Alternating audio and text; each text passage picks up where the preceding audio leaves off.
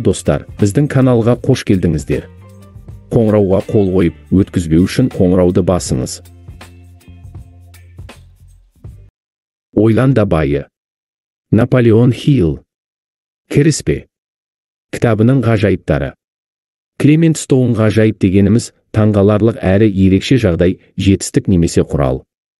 Бүгін сіздің өміріңіздегі ең елеулі күннің бірі екені даусыз. Неге дейсіз ғой?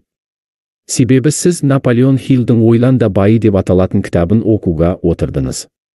Кітапты қолыма алған 1937 жылдың сол бір күні өмірімді мүлдем басқа арнаға бұрды.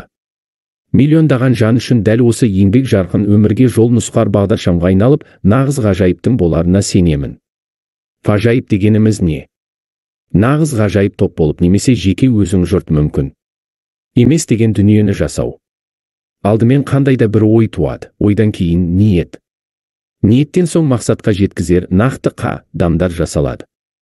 Мүмкін еместей көрінген кез келген мақсатқа жетуге болады. Әрине, егер мақсатыңыз бен оған жетер әдісіңіз Құдайдың және күллі адамзатқа ортақ заңдылық тарға кереғар болмаса.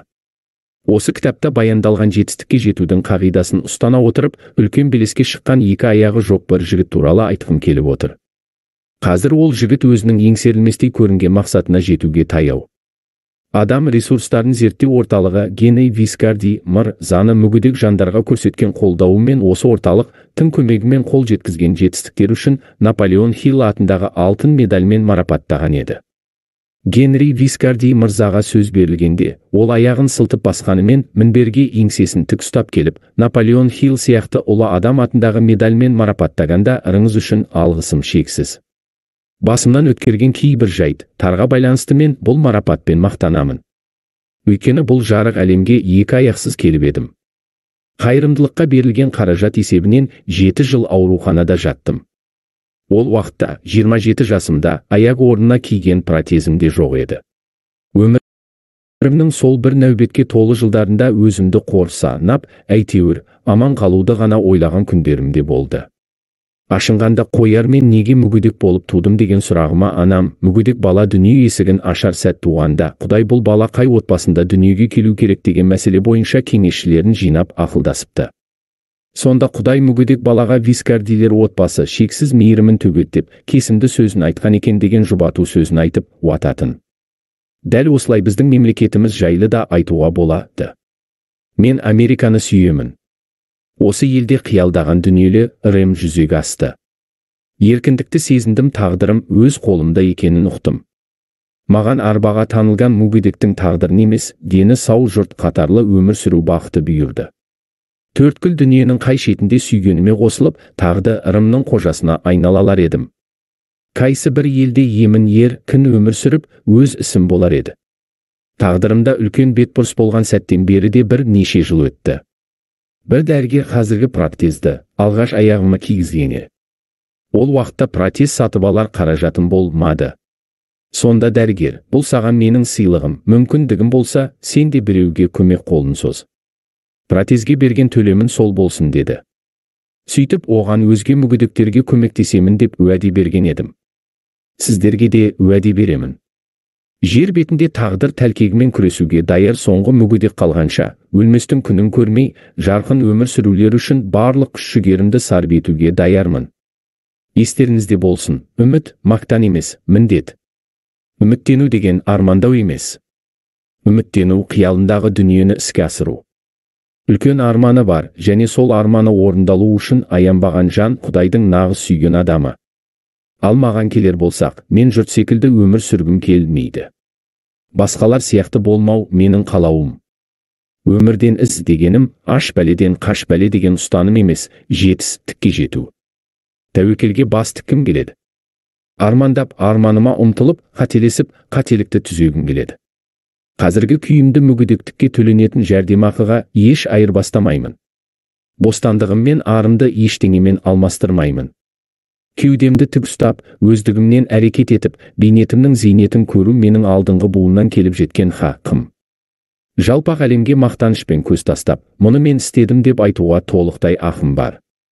Сіздерге, тағдыры өзгеше жандарға айтар арнайы бір тілегім бар. Негізі тек бақыт пен жетістік тілеп қойсам да болар еді. Бірақ бұл тым қарапайым тілек. Сондықтан өміріңіздің әрбір күні мәнді болсын дегім келеді. Ал бұл мен үшін де, сіз дер үшін де, жалпы миллиондаған мүгедек жан үшін америкалық болу деген сөз деген еді. Міне, нағыз ғажайып деген осы емес пе? Ғажайып, таңғаларлық дуа. Бірнеше жыл бұрын бір түннің ішінде таңғаларлық дуаға арбалып қалдым. Таң қылаң бере бұл кітапқа байланғанымды толықтай түсіндім. Менің басты мақсатым бұған дейін де және кейін де біздің кейінгі буын мен өз тұстастарым молшылықта өмір сүретін қоғамды орнату. Дүниенің төрт бұрышында өмір сүретін жандар да осыған ұмтылары анық. Менің қызым Донна Стоун пеш ойланда байы деп ата латын кітапты оқыған еді. Ол еңбекте берілген қағидаларды ынты-шынтысымен зерттеген соң мүмкін еместей көрінген арманын орындап көруге ұмтылды. Көпшілік арасында балаларға қырын қарау, жағдайы төмен отбасылар арасында белең алған құбылыс деген таптау ырын көзқарас қалыптасқан. Дегенмен ат төбеліндей ғана кәсіби мамандар, кейбір ата-аналар мен Доннаның бұған деген пікірі мүлдем кереғар болды. Олардың ойы түптің түбінде дұрыс болып шықты. Сондай-ақ Донна қандайда бір зәбір көріп, қорланған бір баланың өзі тым көп, баланың қорғансыздығының тамырына балта шабу қажет деген ойда болды. Осы мәселе бойынша біршама уақыт бас қатырған соң ол шешім тапқандай болды. Балалар қорғансыздығына төтеп беретін ұлттық комитет қажет. Орталығы Чикаго қаласында орналасқан және басқа да қалаларда бөлімдері бар комитет құру үшін Донна қыруар қаржысы мен уақытын сарп етті.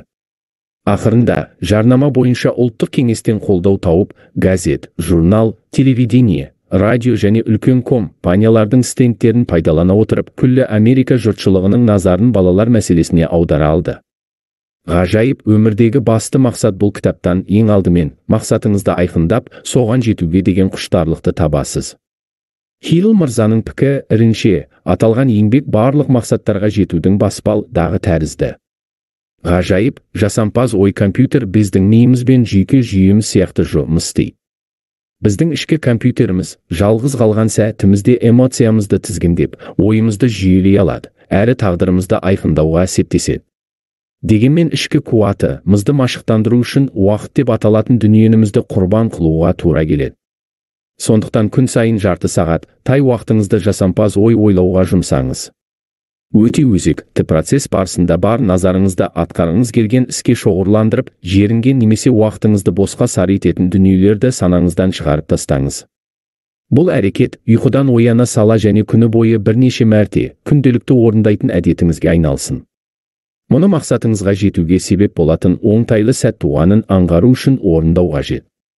Сіздің ішкі компьютеріңіз үнемі қайталау арқылы санаңызға бағдарлама орнатады.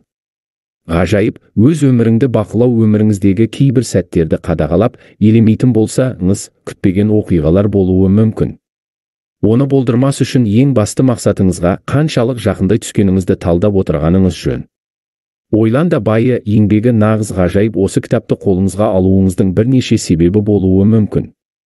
Олар, мәселен, бизнесте үлкен жетістікке жету үшін қажет жақсы идея немесе жеке басыңыздың мәселесін шешу, яки өміріңіздегі ең басты мақсатыңызды табу, я болмаса тағдырыңызды өз қолыңызға алу сияқты себептер болуы ықтимал.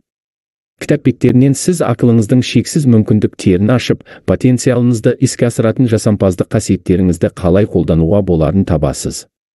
Наполеон Хиллдің философиясы уақыт тезінен өткен. Миллиондаған адам мұны жүзеге асыру арқылы дәлелдеді. Бұл ойланда байы кітабының ғажайыптары. Дәл бүгін өміріңіздегі ең маңызды күннің бірі екені даусыз. Таңғажайып ойлардың еске алғысыз болмаса анық. Ақылыңызға иек арттыңыз. Осы кітапты оқыған соң керемет идеяларды іске асыратыныңызды ойлап көріңізші. Қалағаныңызды іске асыра алсыз. Дегенмен Құдайдың және күллі адамзаттың қалауына қарсы келмейтін істер үшін барлық есіктер ашық екенін қаперіңізден шығармағаныңыз жөн. Сәттілік құпиясы. Қолыңыздағы кітаптың әр бөлімінде көп адамның қи-сапыз баюына жол ашып, кәсібін өрге домалатуына ықпал еткен байлыққа жетудің құпиясы жайында баяндауға тырыстым. Бұл құпиялар туралы алғаш рет осыдан жарты ғасырдай бұрын қара жаяу біреуден емес, Эндрю Карнегидің өз аузынан естіген едім. 100 жылы, бірақ шау тартқан қу Шотланд тық, жасына қарамастан, құпиясының қыр-сырын тігісін жатқыза әңгімелеп бергеннен кейін орындығының арқасына шалқая жайғасып, айтқандарын түсінуге шамамның қанша лықты жеткенін аңғарғысы келді. Нені меңзеп тұрғанын ұққанымды байқаған Карнеги, бұл құпияны білмей, тағдыры қияметке айналған ерлер мен әйелдер қауымына жеткізіп, жер жаһанға тарату үшін өміріңнің 20 жылын сарп етуге даярсың ба? деп сұрады. Мен дайын екенімді айттым, және Карнеги мырзаның көмегімен берген уәдемді орындадым. Қосымша ақпарат. 1908 жылы ақш экономикасы құлдыраған кезде, жұмыссыз һәм ақшасыз қалған Наполеон Хилл Боб Тейлордың журналына жұмысқа тұрады. Журнал басшылығы оны атақты адамдардың жетістіктері жөнінде жазуға жалдаған еді. Аталмыш жұмыс Хиллге үлкен табыс әкелмегенімен, бизнес алпауыттармен кездесіп, үлкен тәжірибе жинауына мүмкіндік берді. Оның ең алғашқы сұхбаттасушысы Америкадағы қара металлургия өндірісінің атасы саналатын мультимиллионер, бертін келе ұстазына айналған Эндрю Карнегидің өзі болды. Карнеги Хиллдің соңғылалығына таңғалғаны соншалық 3 сағаттық сұхбаттан соң талқылауды жалғастыру үшін Хиллді де Малс күндері үйіне қонаққа шақырады. 2 күнге созылған әңгіме барысында Карнеги мырза Хиллге кез келген жан жетістік философиясы мен оған жетуге қажет қадамдарды ұғынатын болса, алынбас қамалды болмайтынын жеткізуге тырысады. Карнеги бір сөзінде, өкініштісі сол, әрбір жаңа буын жетістікке жеткізер жолды, қағидалар шынымен де ап-айқын болып тұрса да, тәжірибе мен қателіктер арқылы табуға тиіс деген еді. Одан әрі Карнеги жетістікке жету құпиясы жайында білімді, үлкен табысқа кенелген жандармен сұхбаттасып, жинақталған ақпаратты топтастыра отырып, қағидаларды жан-жақты зерделеу арқылы қол жеткізуге болады деген өз теориясын түсіндіруге кіріседі. Ол бұған ең кемі 20 жыл уақытын сарп етуге тура келетінін, бірақ ақырында жеке тұлғаны жетістікке жеткізер ең алғашқы философия туарына Хиллді сендіріп бағады. Сосын Хиллге жол шығынын өтейтін азын-аулақ ақшамен қажетті нұсқауларды беретінін уәде етіп, аталмыш жетістік философиясын жазуға ұсыныс тастайды.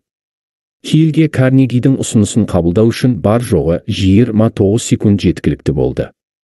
Кейінірек Карнеги оған, егер шешім қабылдау үшін 1 минуттан артық уақыт ойланғанда ұсынысымды кері алар едім деген еді.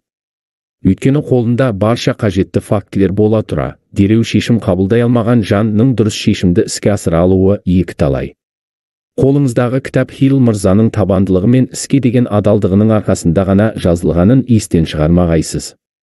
Хиллдің өмірбаянымен егжей-тегжейлі танысқыңыз келсе, Майкл Рид пен Кирк Лендерстің бақуатты өмір, Наполеон Хиллдің өмірбаяны деп аталатын аудио кітабын тыңдай аласыз. Майкл Рид Хиллдің көмекшісі ретінде 10 жыл жұмыс істеген және Наполеон Хилл қорының Napoleon Hill Foundation ең алғашқы қызметкерінің бірі болған жан. Сондай-ақ ол аталмыш қордың атқарушы директоры, хатшы және қазынашысы болып та еңбек еткен. Хилл жайлы аталған кітаптағы мәліметтер өзінің жеке естеліктерінен, сондай-ақ Хиллдің жарыққа шықпаған өмірбаянынан алынған. Аталған кітап өмірдің әр саласында тәжірибе жүзінде екшеліп сыналған дәл осы құпия туралы болмақ. Карнеги мырза өзін байлыққа кенелткен осы сиқырлы формуланы қалай баюға болатынынан мүлдем бейхабар, және ол жайында жүйелі ойлауға уақыты жоқ адамдар да білуге тиіс деген нық шешімге келген еді. Сонымен қатар ол осы құпияны әр саладағы адамдардың өмірлік тәжірибесін ескере отырып, іс жүзінде оң әсер етуге қабілетімнің жетеріне сенді. Карнеги мырза бұл құпияны орта мектептермен қатар колледждерде де оқыту қажет деп санады. Оның ойынша барлығын дұрыс оқытар болсақ, бұл формула оқу жүйесін түп тамырымен өзгертіп, білім алуға жұмсалатын уақытты кем дегенде 2 есеге дейін қысқартуға сеп болады. Құпияның таңғажайып күшін фактілермен дәлелдеуге болады. Сенім деген тарауда US Steel деп аталатын алып корпорацияның таңғаларлық қалыптасу жолы туралы сөз етеміз. Аталмыш корпорацияның пайда болуына үлес қосқан жандарды мысал ете отырып, Карнеги мырза өзінің формуласын қабылдауға дайын әр адамға пайдасын тигізетінін дәлелдеп береді. Чарльз Шваб есімді жас жігіт осы құпияны қолдану арқылы қисапсыз байлық пен үлкен мүмкіндіктерге ие болды. Ол бұл формуланы іс жүзінде оңтайлы қолданып, өз дәулетін $600 миллион арттыра білген. Қосымша ақпарат. Есептеу тәсілінің бір түрі бойынша инфляцияға сәйкес 2001 жылы $20 сатып алуға болатын нәрсені 1901 жылы $1 сатып алуға болар еді. Алайда $600,000 қазіргі күнге эквивалентті құнын айқындау тек қана өмір сүру құнының артуына көбейтумен шешілмейді. Сатып алу қабілетін есептеуде басқа да факторлар мен құбылмалы шарттарды есепке алып, ең қарапайым төменгі межеде бағалағаның өзінде сол кездегі $600,000 21 ғасырдың басында кем дегенде $12 миллиард пара-пар. Карнеги мырзаны білетін адамдарға кеңінен танымал болған бұл дерек аталмыш кітап арқылы оқырмандардың қандай табысқа жете алатыны туралы нақты жол көрсете алмақ. Ал мұндай жетістікке өзіңіздің не қалайтыныңызды нақты білген жағдайда ғана қол жеткізуге болады. Бұл құпияны өздерінің бас пайдасы үшін мыңдаған адам қолдана алды. Карнегидің ойлағаны да осы еді. Жұрт аталмыш құпияны байлыққа жетер жол ретінде қарап, дүние жиса, ал кейбіреулері отбасында үйлесім орнату үшін сәтті қолдана білді. Қарапайым шіркеу қызметкерінің бірі оны тап қырлықпен іске жаратқаны соншалық жылына $75,000 кіріс түсіріп тұрған. Цинциннати қаласындағы Артур Наш есімді тігінші бұл формуланы құрдымға кеткелі тұрған бизнесін аяққа тұрғызу үшін қолданып көруге бекінген. Нәтижесінде оның бизнесі жанданып қана қоймай, үлкен көлемде табыс әкелген жемісті жобаға айналған. Наш мырза бұл дүниеден әлдеқашан өтіп кетсе де, оның бизнесі күн сайын өркендеп жатыр. Тәжірибенің жемісті болғаны соншалық осы оқиға жайында мақтау мақалалар жариялаған газет-журнал журналистерінің өзіне $1 миллион пайда түсірген. Бұл құпияның құдіретін Техас штатындағы Даллас қаласының тұрғыны Стюарт Остин Уайер де байқап көрді. Оның құпияны сынап көруге қатты құмартқаны соншалық істеп жүрген жұмысын тастап, заң саласын зерттеуге кірісті. Остин Уайер табысқа жете алды ма? Бұл туралы да бөлімдердің бірінде кеңінен әңгімелейтін боламыз. Лассаль университетінің жарнама агенті қызметін атқарып жүргенде, университет ректоры Дж. Чаплиннің осы формуланы қолданып, Лассальды өңірдегі алдыңғы қатарлы университеттердің біріне айналдырғанның куәсі болған едім. Сіздерді ынтық қылған бұл құпия кітапта кемінде 100 мәрте айтылады. Дегенмен мәтінде ол жайында нақты анық тама жоқ. Менің ойымша, құпияны қажет деп тапқан адамдар ақылына салып іздеп, өзіне керегін сүзіп алатын болса ғана құпияның берері көп болмақ. Кезінде Карнеги мырзаның құпияның бүге-шүгесіне тоқталмай, барлығын тұспалдап қана маған жеткізіп отырғаны да сондықтан. Естір құлақ болса, естиді.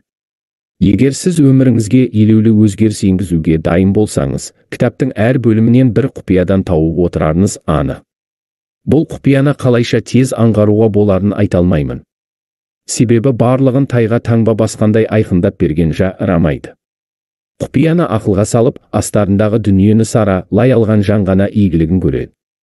Сіз қапалысыз, алдыңызда алынбастай үлкен кедергілер тұр, оны еңсеру үшін бар күшіңізді сарқуға тура келеді. Сәтсіздіктер аяғыңызға тұсау болды, ал ауру болса әбден меңдеп алды. Мұндай жағдайға тап болсаңыз, менің ұлымның Карнеги формуласын пайдаланып, қалай жаңалық ашқаны туралы оқыңыз, ал ол, өз кезегінде, сізді жоғалған армандар аралындағы жазираға жеткізбек. Мұндағы бас айтар тағы бір жайт, бұл құпияны тауып, бір рет қолданып көрген адамдардың өздерін тура бір табысша ғалауында қалғандай сезінетіндігі. Егер сіз бұған күмәндансаңыз, кітапта кездесетін адамдардың аттары бойынша олардың кім екенін зерттеп көруіңізге болады. Ал тапқандарыңыз сізді толығымен иландыра аларына сенімдімін. Жоқтан бар жасау деген түсініктің болуы мүмкін емес. Менің айтып отырған құпияма оп-оңай, ешбір шығынсыз жетемдеу жаңсақтық болар, алайда бұл шығын түсер пайдадан әлдеқайда аз. Шын көңілімен бар зейінмен бұл құпияға көңіл бөлмеген адам қанша ақша төлесе де, құпияның құлпын аша алмас.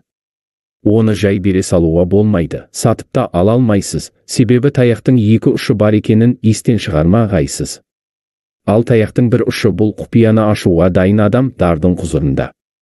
Құпия оны ашуға дайын барлық адамға бірдей мүмкіндік береді. Білімнің оған еш қатысы жоқ. Мен бұл жарық дүниенің есігін ашпай тұрып-ақ, бұл құпияны Томаса Эдисон ашып, оны асқан шеберлікпен қолдана алғаны соншалық бар жоғы 3 айлық білімі болса да, әлемнің алдыңғы қатарлы өнертапқышына айнала алды. Бұл құпия кейіннен Эдисон мырзаның шәкірті Эдвин Барнсқа да жетті. Ол да мұны мұқият зерттеп қажетіне жарата білді. Нәтижесінде ол жылына тек 12.000 ақш долларын місе тұтқанымен өмірінің соңына дейін жетерліктей қор жинай алды. Сондай-ақ жұмысын қарқынды түрде жүргізіп, жас жігіттей қайратты күйінде зейнеткерлік демалысқа шықты. Ол туралы әңгімені бірінші бөлімнен оқитын боласыз. Өзіңізді менің байлығымнан асқан байлық еш жерде жоқ. Мен арманымдағы адамдай бола аламын. Атақ, даңқ және бақыт оған қол жеткізем деп талпынған барлық адамға тиесілі деп сендіре біліңіз. Мұндай қағидалар мен құпияны қайдан табуға болады? Сіз бұл сұрақтың жауабын кітапты оқып, тәмамдағанша таба Лассаль университетінің жарнама агенті қызметін атқарып жүргенде, университет ректоры Дж. Чаплиннің осы формуланы қолданып, Лассальды өңірдегі алдыңғы қатарлы университеттердің біріне айналдырғанның куәсі болған едім. Сіздерді ынтық қылған бұл құпия кітапта кемінде 100 мәрте айтылады. Дегенмен мәтінде ол жайында нақты анық тама жоқ. Менің ойымша, құпияны қажет деп тапқан адамдар ақылына салып іздеп, өзіне керегін сүзіп алатын болса ғана құпияның берері көп болмақ. Кезінде Карнеги мырзаның құпияның бүге-шүгесіне тоқталмай, барлығын тұспалдап қана маған жеткізіп отырғаны да сондықтан. Естір құлақ болса, естиді. Егер сіз өміріңізге елеулі өзгеріс енгізуге дайын болсаңыз, кітаптың әр бөлімінен бір құпиядан тауып отырарыңыз анық. Бұл құпияны қалайша тез аңғаруға боларын айта алмаймын. Себебі барлығын тайға таңба басқандай айқындап берген жарамайды. Құпияны ақылға салып, астарындағы дүниені саралай алған жан ғана игілігін көреді. Сіз қапалысыз, алдыңызда алынбастай үлкен кедергілер тұр, оны еңсеру үшін бар күшіңізді сарқуға тура келеді. Сәтсіздіктер аяғыңызға тұсау болды, ал ауру болса әбден меңдеп алды. Мұндай жағдайға тап болсаңыз, менің ұлымның Карнеги формуласын пайдаланып, қалай жаңалық ашқаны туралы оқыңыз, ал ол, өз кезегінде, сізді жоғалған армандар аралындағы жазираға жеткізбек. Мұндағы бас айтар тағы бір жайт, бұл құпияны тауып, бір рет қолданып көрген адамдардың өздерін тура бір табысша ғалауында қалғандай сезінетіндігі. Егер сіз бұған күмәндансаңыз, кітапта кездесетін адамдардың аттары бойынша олардың кім екенін зерттеп көруіңізге болады. Ал тапқандарыңыз сізді толығымен иландыра аларына сенімдімін. Жоқтан бар жасау деген түсініктің болуы мүмкін емес. Менің айтып отырған құпияма оп-оңай, ешбір шығынсыз жетемдеу жаңсақтық болар, алайда бұл шығын түсер пайдадан әлдеқайда аз. Шын көңілімен, бар зейінімен бұл құпияға көңіл бөлмеген адам қанша ақша төлесе де, құпияның құлпын аша алмас. Оны жай бере салуға болмайды, сатып та ала алмайсыз, себебі таяқтың екі ұшы бар екенін естен шығармағайсыз. Ал таяқтың бір ұшы бұл құпияны ашуға дайын адам дардың құзырында.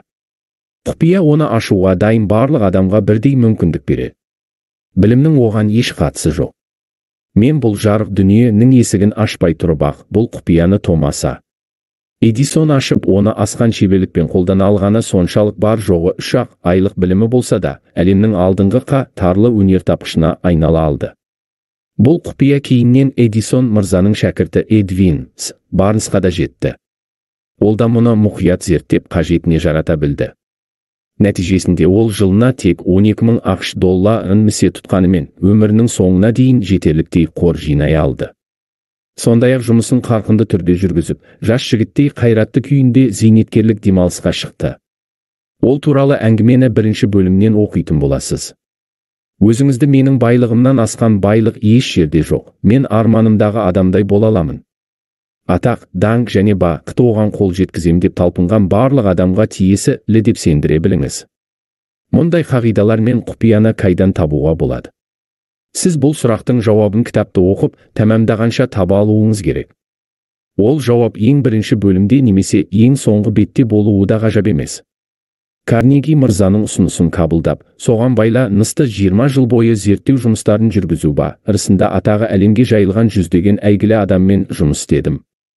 Алып тұлғалармен болған әңгіме барысында олардың көбі шексіз байлыққа Карнегидің құпияға толы формуласының көмегі арқылы жеткендерін мойындаған еді.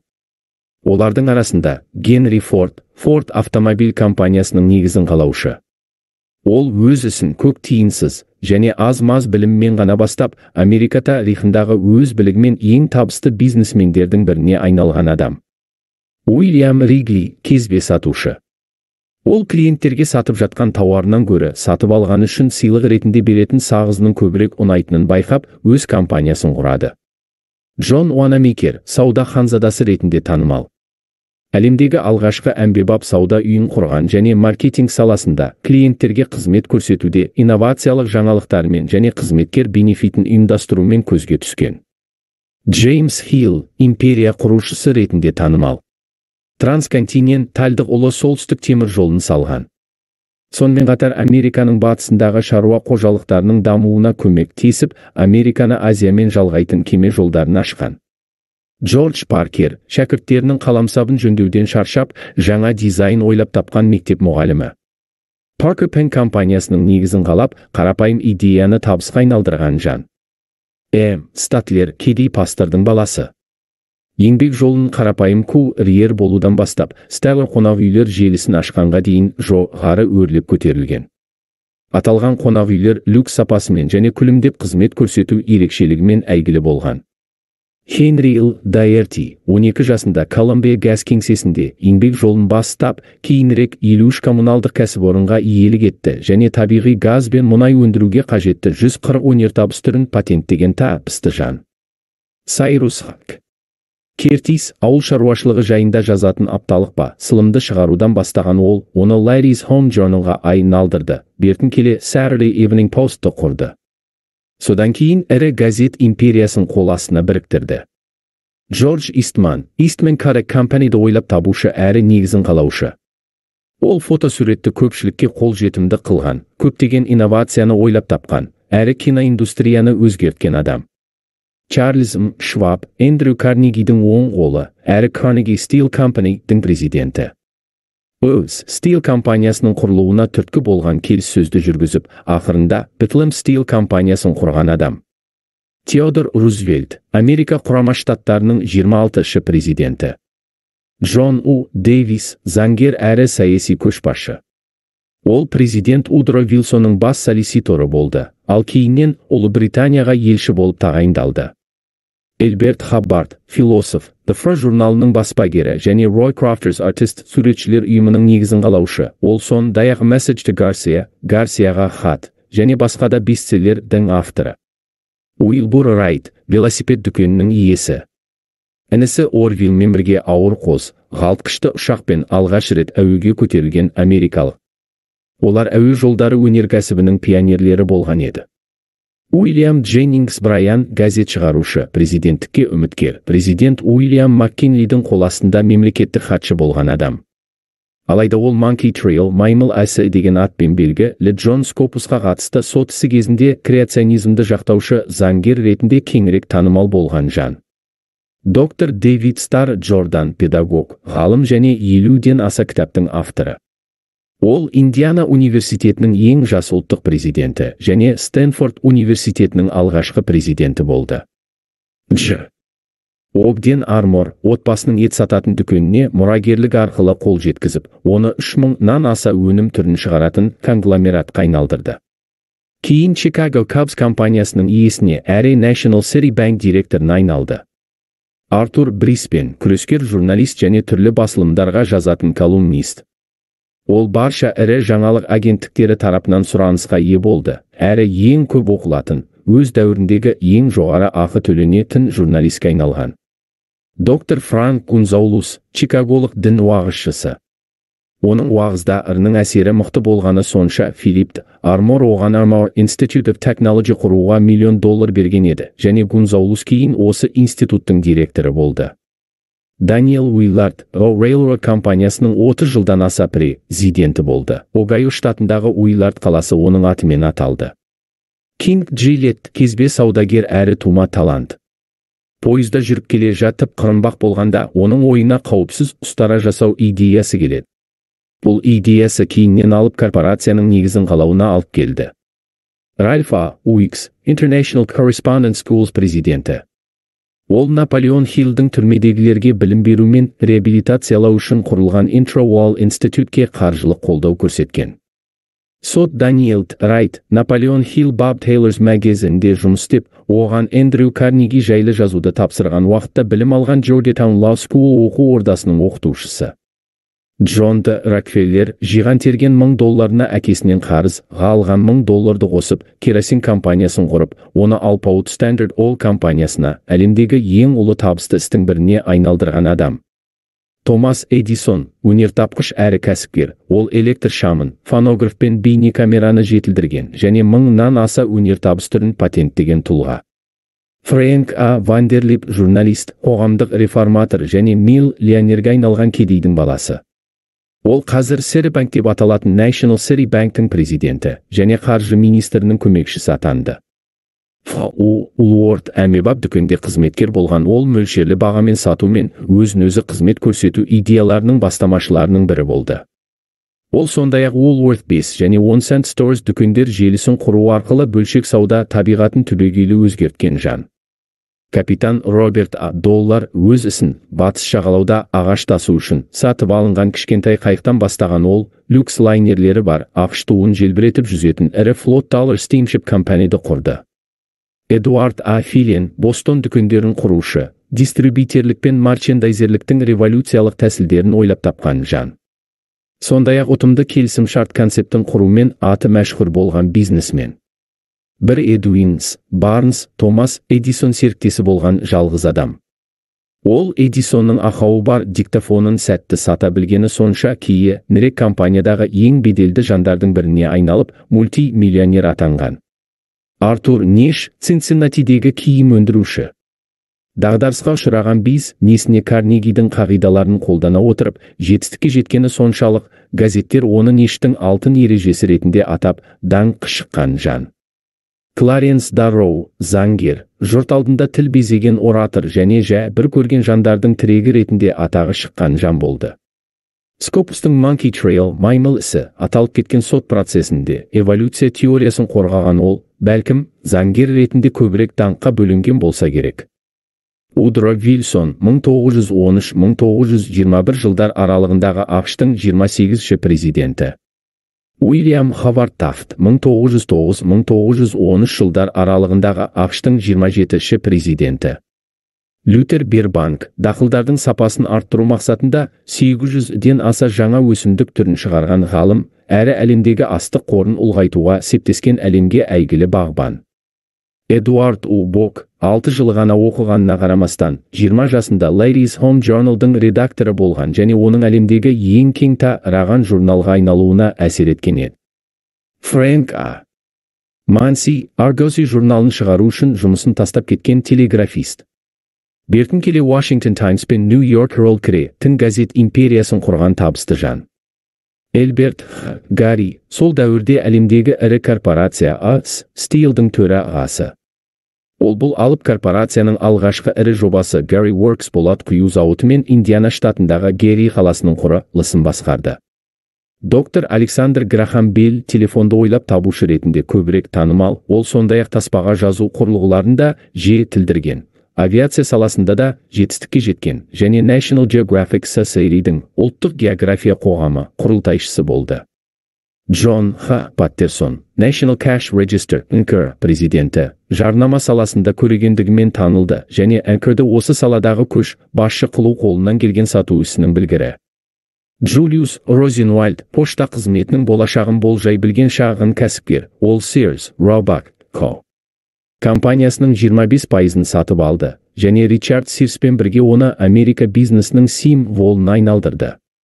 Стюарт Остин Уир, Техастың мұнай кен орнынан Хилл жолықтырған инженер құрылысшы. Карнеги құпиясынан шабыт алған ол 40 жасынан кейін заң мектебіне оқуға түскен. Сондай-ақ Napoleon Hills Magazine журналын шығаруға атсалысқан.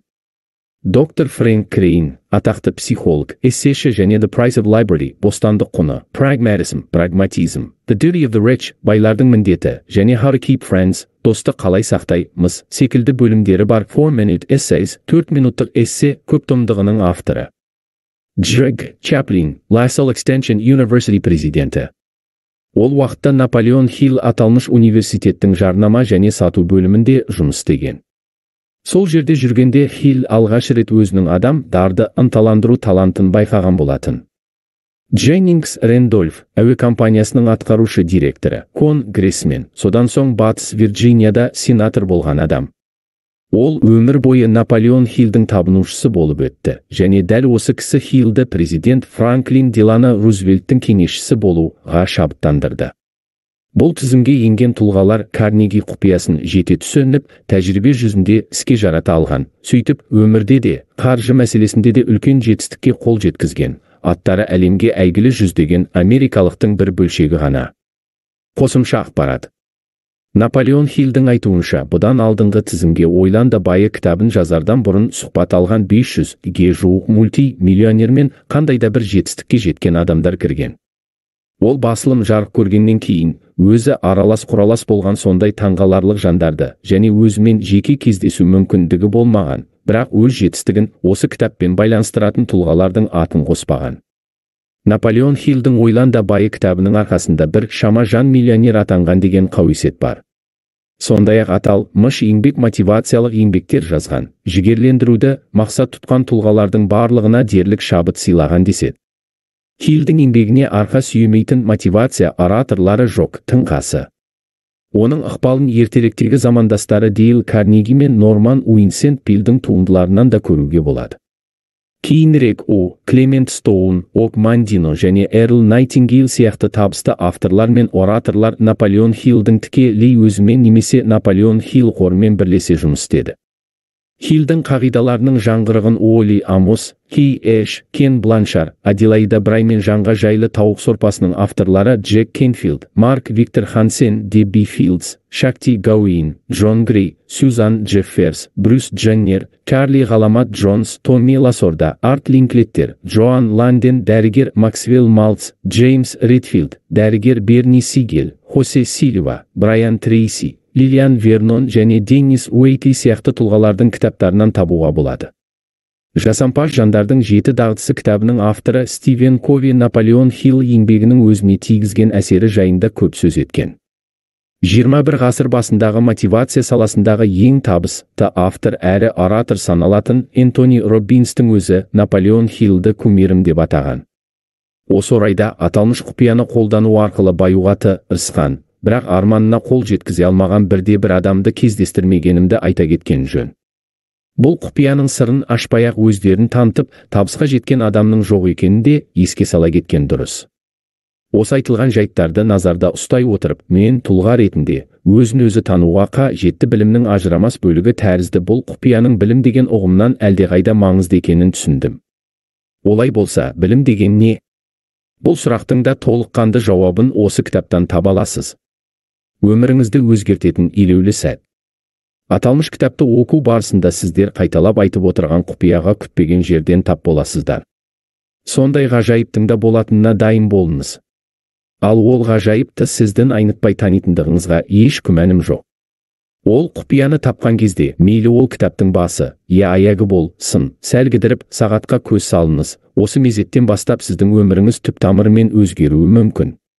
Кітапты оқу барысында оның нақты деректерге негізделгенін, мақсаты ақиқат шындыққа қол жеткізу екенін ұмытпағайсыз. Осы ақиқат шындық арқылы ғана құпияны ашуға ынтық адамдар ол құпияны қалай ашу керек және ол үшін не істеу қажет деген сұраққа жауап таба алады. Бірінші бөлімді оқымас бұрын, сіздерге Карнегидің құпиясын ашу жолы туралы тұспалдап болса да айта кетуіме рұқсат етіңіздер. Кез келген байлық пен табыстың қайнар көзі ой. Егер сіз табысқа жетуге даяр болсаңыз, табысқа қол жеткізу құпиясының тең жартысын аштым деп есептеңіз. Ал қалған жартысын бұл құпия туралы ой сіздің санаңызда пайда болғанда кезде айнытпай тани алатындығыңызға кәміл сенемін. Қосымша ақпарат. Бизнес пен мотивацияға қатысты қолжетімді әдебиеттерге қарағанда, Ойлан да байы кітабында оқырманның басына сол сәтте түскен мәселесін шешу үшін тараудан тарауға өте отырып, концептіні бір бөлімнен, ал идеяны келесі бөлімнен алып отырмайды. Қолыңыздағы еңбек бір тұтас дүние ретінде жазылған, сондықтан оны басынан соңына дейін тұтас оқу қажет. Бір тарауда сөз болған концепция басқа тарауларда қайталанады. Ол жердегі мағынасы мен маңызы оқырманның бұған дейін игерген біліміне байланысты ашыла түседі. Оқырман әр тараудың барлық сөзін оқып, берілген әрбір идеяны ой елегінен өткізіп, әрбір концепцияны ұғынып, бойына сіңіру үшін кітап бір-бірін толықтырушы мәнерде жазылған. Ойлан да байы кітабын көбіне жеке тұлға жетістігінің алғашқы философиясы деп атайды. Ал философия бизнес проблемаларына қатысты шешімдер жиынтығына қарағанда терең дүние. Философия сіздің ойыңыз бен әрекеттеріңізді бағыттайтын, сондай-ақ этикалық кодекс пен құндылықтар ережелерін ұсынатын қағидалар жүйесі.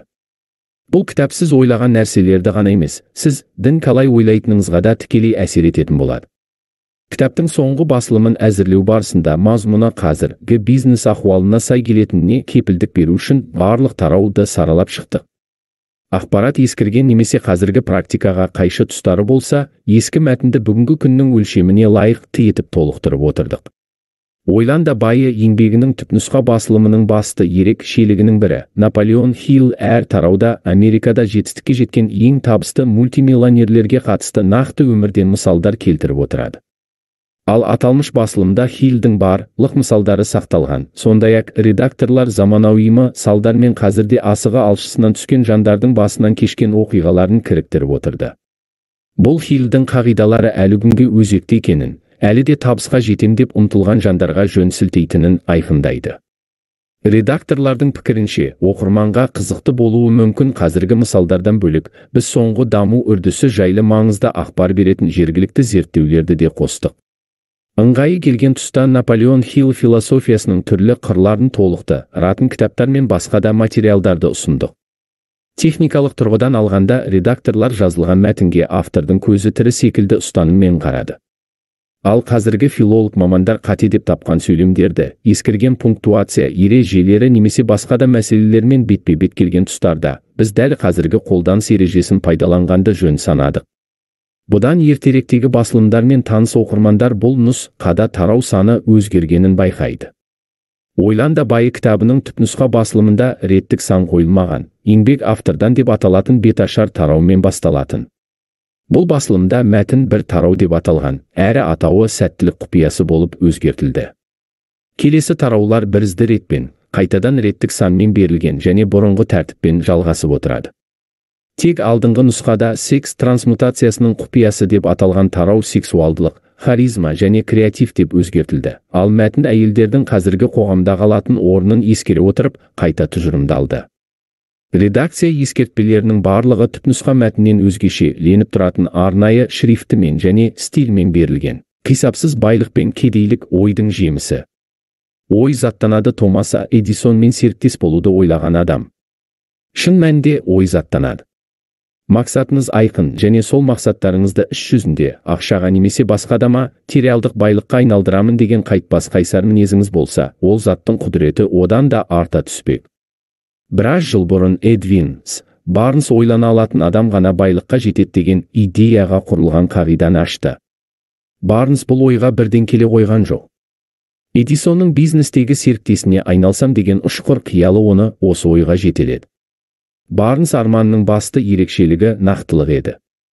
Ол Эдисонның қол астында емес, Эдисонмен бірге жұмыс істегісі келді. Барнстың арманы қалайша іске асқанын жіті қадағалаңыз. Сол кезде ғана сіз байлыққа жетелейтін қағидалар жөнінде кеңінен мағлұмат алатын боласыз. Барнстың санасына осы идея алғаш келген сәтте, оның мұны іске асыратын мүмкіндігі жоқ еді. Өйткені алдында ең серілместей көрінген екі үлкен кедергі тұрды. Біріншісі, ол Эдисон мырзамен таныс емес. Екіншісі, Нью-Джерси штатының Ист-Ориндж қаласына баруға билет сатып алар көк тиыны да жоқ. Мұндай кедергілер басқа адамдардың сағын сындырып, ой арманын іске асыру үшін бөгет болатыны даусыз. Алайда Барнс үшін бұл аяққа тұсау емес. Эдисон оның көзіне тік қарады. Барнс Эдисон мырзамен танысу барысында атағы жайылған өнертапқышпен иық тіресіп жұмыс істегісі келетінін ашық айтқан.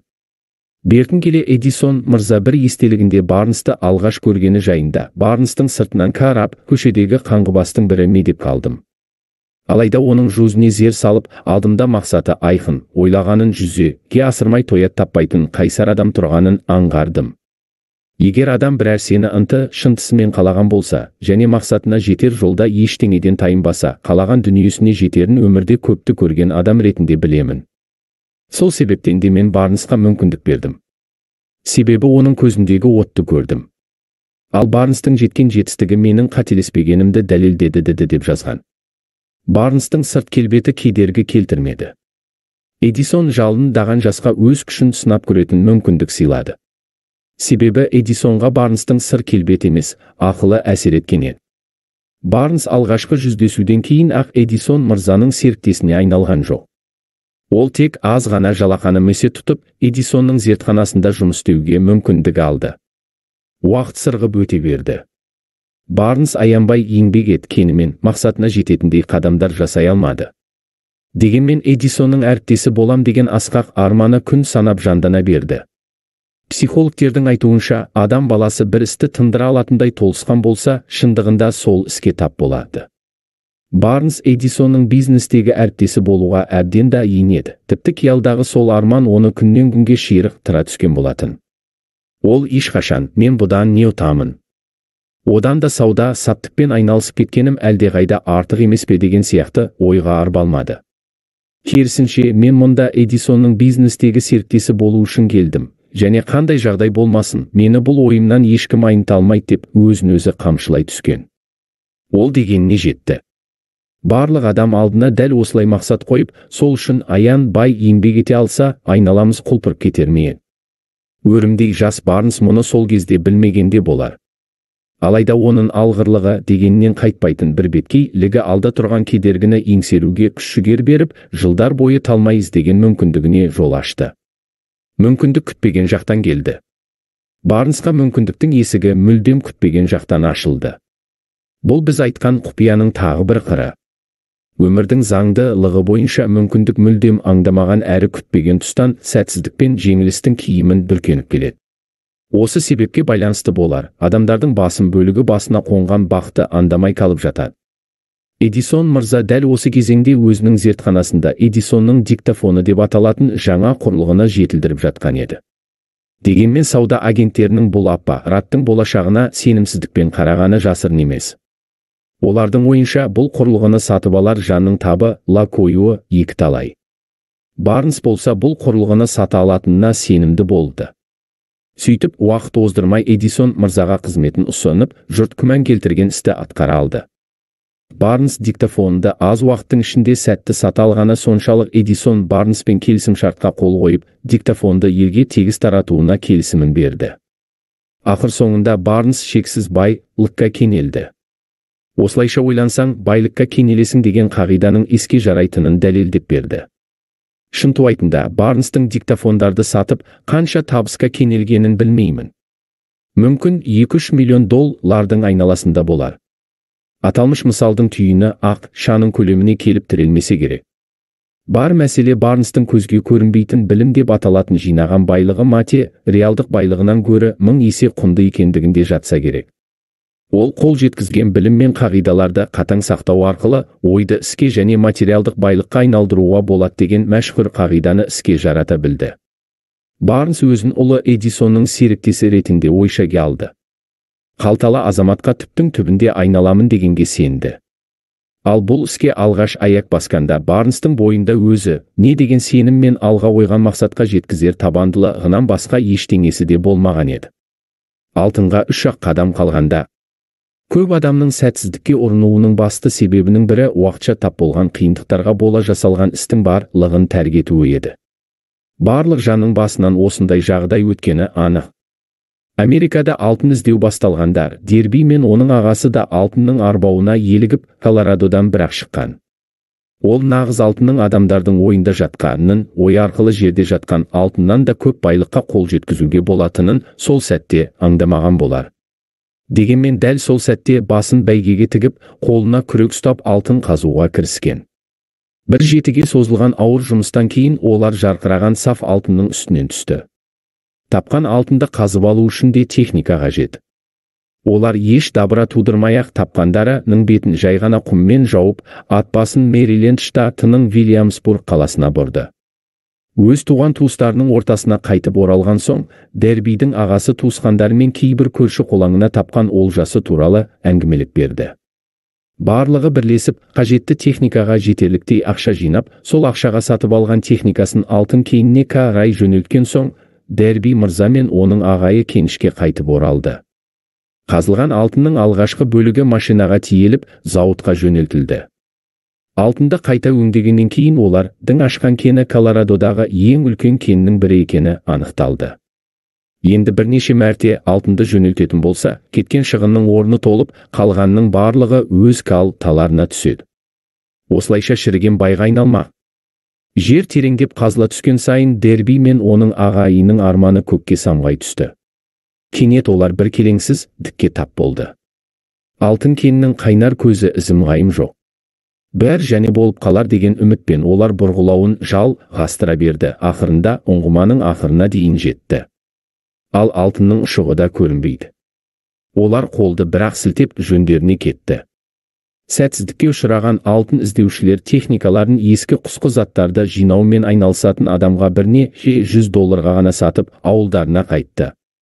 Олардың техникасын сатып алған адам кен маманын шақырып, кеннің жай күйіне баға беруін өтінді.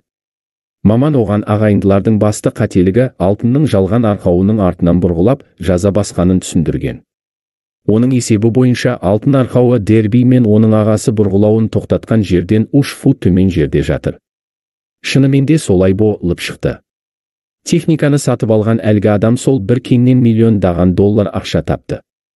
Ол дабыраға салынбай, барлығын салқын қандылықпен ойлап, нағыз маманың ақылына жүгіну керегін білді. Ақырында байлыққа белшесінен батты. Сәтсіздік пен жетістіктің арасы бір-ақ қадам. Бұл оқиғадан кейін біршама уақыт өткен соң, Дерби мырза санадағы ойды алтынға айналдыруға боларына көз жеткізу арқылы есесін қайтарып алды десек те болады. Ол бұл ойға сақтандыру агенттігінде жұмыс істеп жүрген шағында келген. Көз алдындағы алтын қолдан сусып кетіп, үлкен табыстан айырылғанын түсінген ол аузы күйген өрлеп ішеденің кебін киді. Алғаш қалған ашы сабағын есіне қайта-қайта түсіріп, көз алдында тұрған алтыннан бас тарттым. Енді бас қалар жоқ деді деп, сақтандыру полисін сатуды тоқтатпақ емеспін. Енді дегенімнен қайтпаймын деген ойды ұранына айналдырды. Нәтижесінде Дерби сақтандыру полисін сату арқылы жылына $1,000,000 табыс тапқан санаулылардың қатарынан табылды. Ол өзінің қайтпас табандылығына алтын кенінде алған ашы сабағының арқасында жеткен еді. Адам үлкен табысқа жетпес бұрын, жолында азды-көпті кедергілер ұшырауы, тіпті жеңіліске де тап болуы мүмкін. Көпшіліктің пікірінше, қайда барсан да қорқыттың көрі болып, сәтсіздік әбден мезі қылса, ең дұрысы, бастаған іс тең теріс айналу қажет. Жолы болмағандардың көбі осылай істейді. Үлкен байлыққа кенелген Американың 500-ден аса қалталы азаматы, қолыңыздағы кітаптың авторына байлық тарын сәтсіздіктен бір қадам ғана әріректен тапқанын айтқан. Сәтсіздік көзге көрінбейді және оның қулығына құрық бойламайды. Сондықтан сәті туған кезде оны оңтайлы пайдалана алған адам ғана мол байлыққа қол жеткізбе. Қосымша ақпарат. Наполеон Хиллдің әрбір сәтсіздік өзімен тең жетістік дәнін алып келеді деген ұраны кәсіпкер әрі мотиватор Уэйн Аллен Рудқа The Joy of Failure, сәтсіздік қуанышы деп аталатын кітапты жазуға түрткі болды. 1990 жылдардың соңында жарияланған кітап Уэйннің сәтсіздіктерді жетістікке жетудің баспалдағы ретінде қолданатын жеке өмір тарихын ғана баяндап қоймай, онымен қоса, бай әрі танымал жандар тек сәтсіздік тәжірибелерінің арқасында қазіргі биігіне шыққанын дәлелдейтін басқа да табысты тұлғалардың оқиғаларын суреттейді. Олардың қатарында General Electric компаниясының директоры, аса табысты, мансабының бас кезінде пластмасса өндіретін зауыты күйреп, үлкен шығынға батқан Джек Уэлч та бар. Миллиардер Чарльз Шваб мектеп пен университетте сәтсіздікке ұшыраған, 2 рет базалық ағылшын тілі емтиханынан білімі жетпей құлаған, сосын оны байлыққа кенелткен идея жайында терең ойланардың алдында Уолл-стритте 2 рет сәтсіздікке ұшыраған. Сильвестр Сталлоне, Брюс Уиллис, Опра Уинфри, Билл Клинтон, Стивен Джобс, Дональд Трамп және осы қатардағы көптеген атақты әрі табысты жандар жетістікке жетпес бұрын, ғұмырына сабақ болатын жеңілістің кермек дәмін татқан. Олардың әрбірі сәтсіздікке ұшырады, бірақ ешқашан мойыған емес. Автомобиль оталдырғышы, оталдыру білтесі, кондиционер мен автоматты жылдамдық ауыстыру қорабына арналған фреон дегендерді қосалғанда 200-ден аса өнертабыс түрін патенттеген Чарльз Ф. Кеттеринг бір сөзінде, 6 жасынан бастап колледж бітіргенге дейін әрбір адам жылына 4-5 емтихан тапсырады. Егер бір рет құласа оқудан шығып қалады. Бірақ өнертапқыштар әрдайым сәтсіздікке ұшырайды. Ол тырысады, бірақ 1000 рет ұмтылса да жолы болмайды. Егер бір рет қана жолы болып кетсе, онда ол бұл іске жармасып, соңына дейін жеткізеді.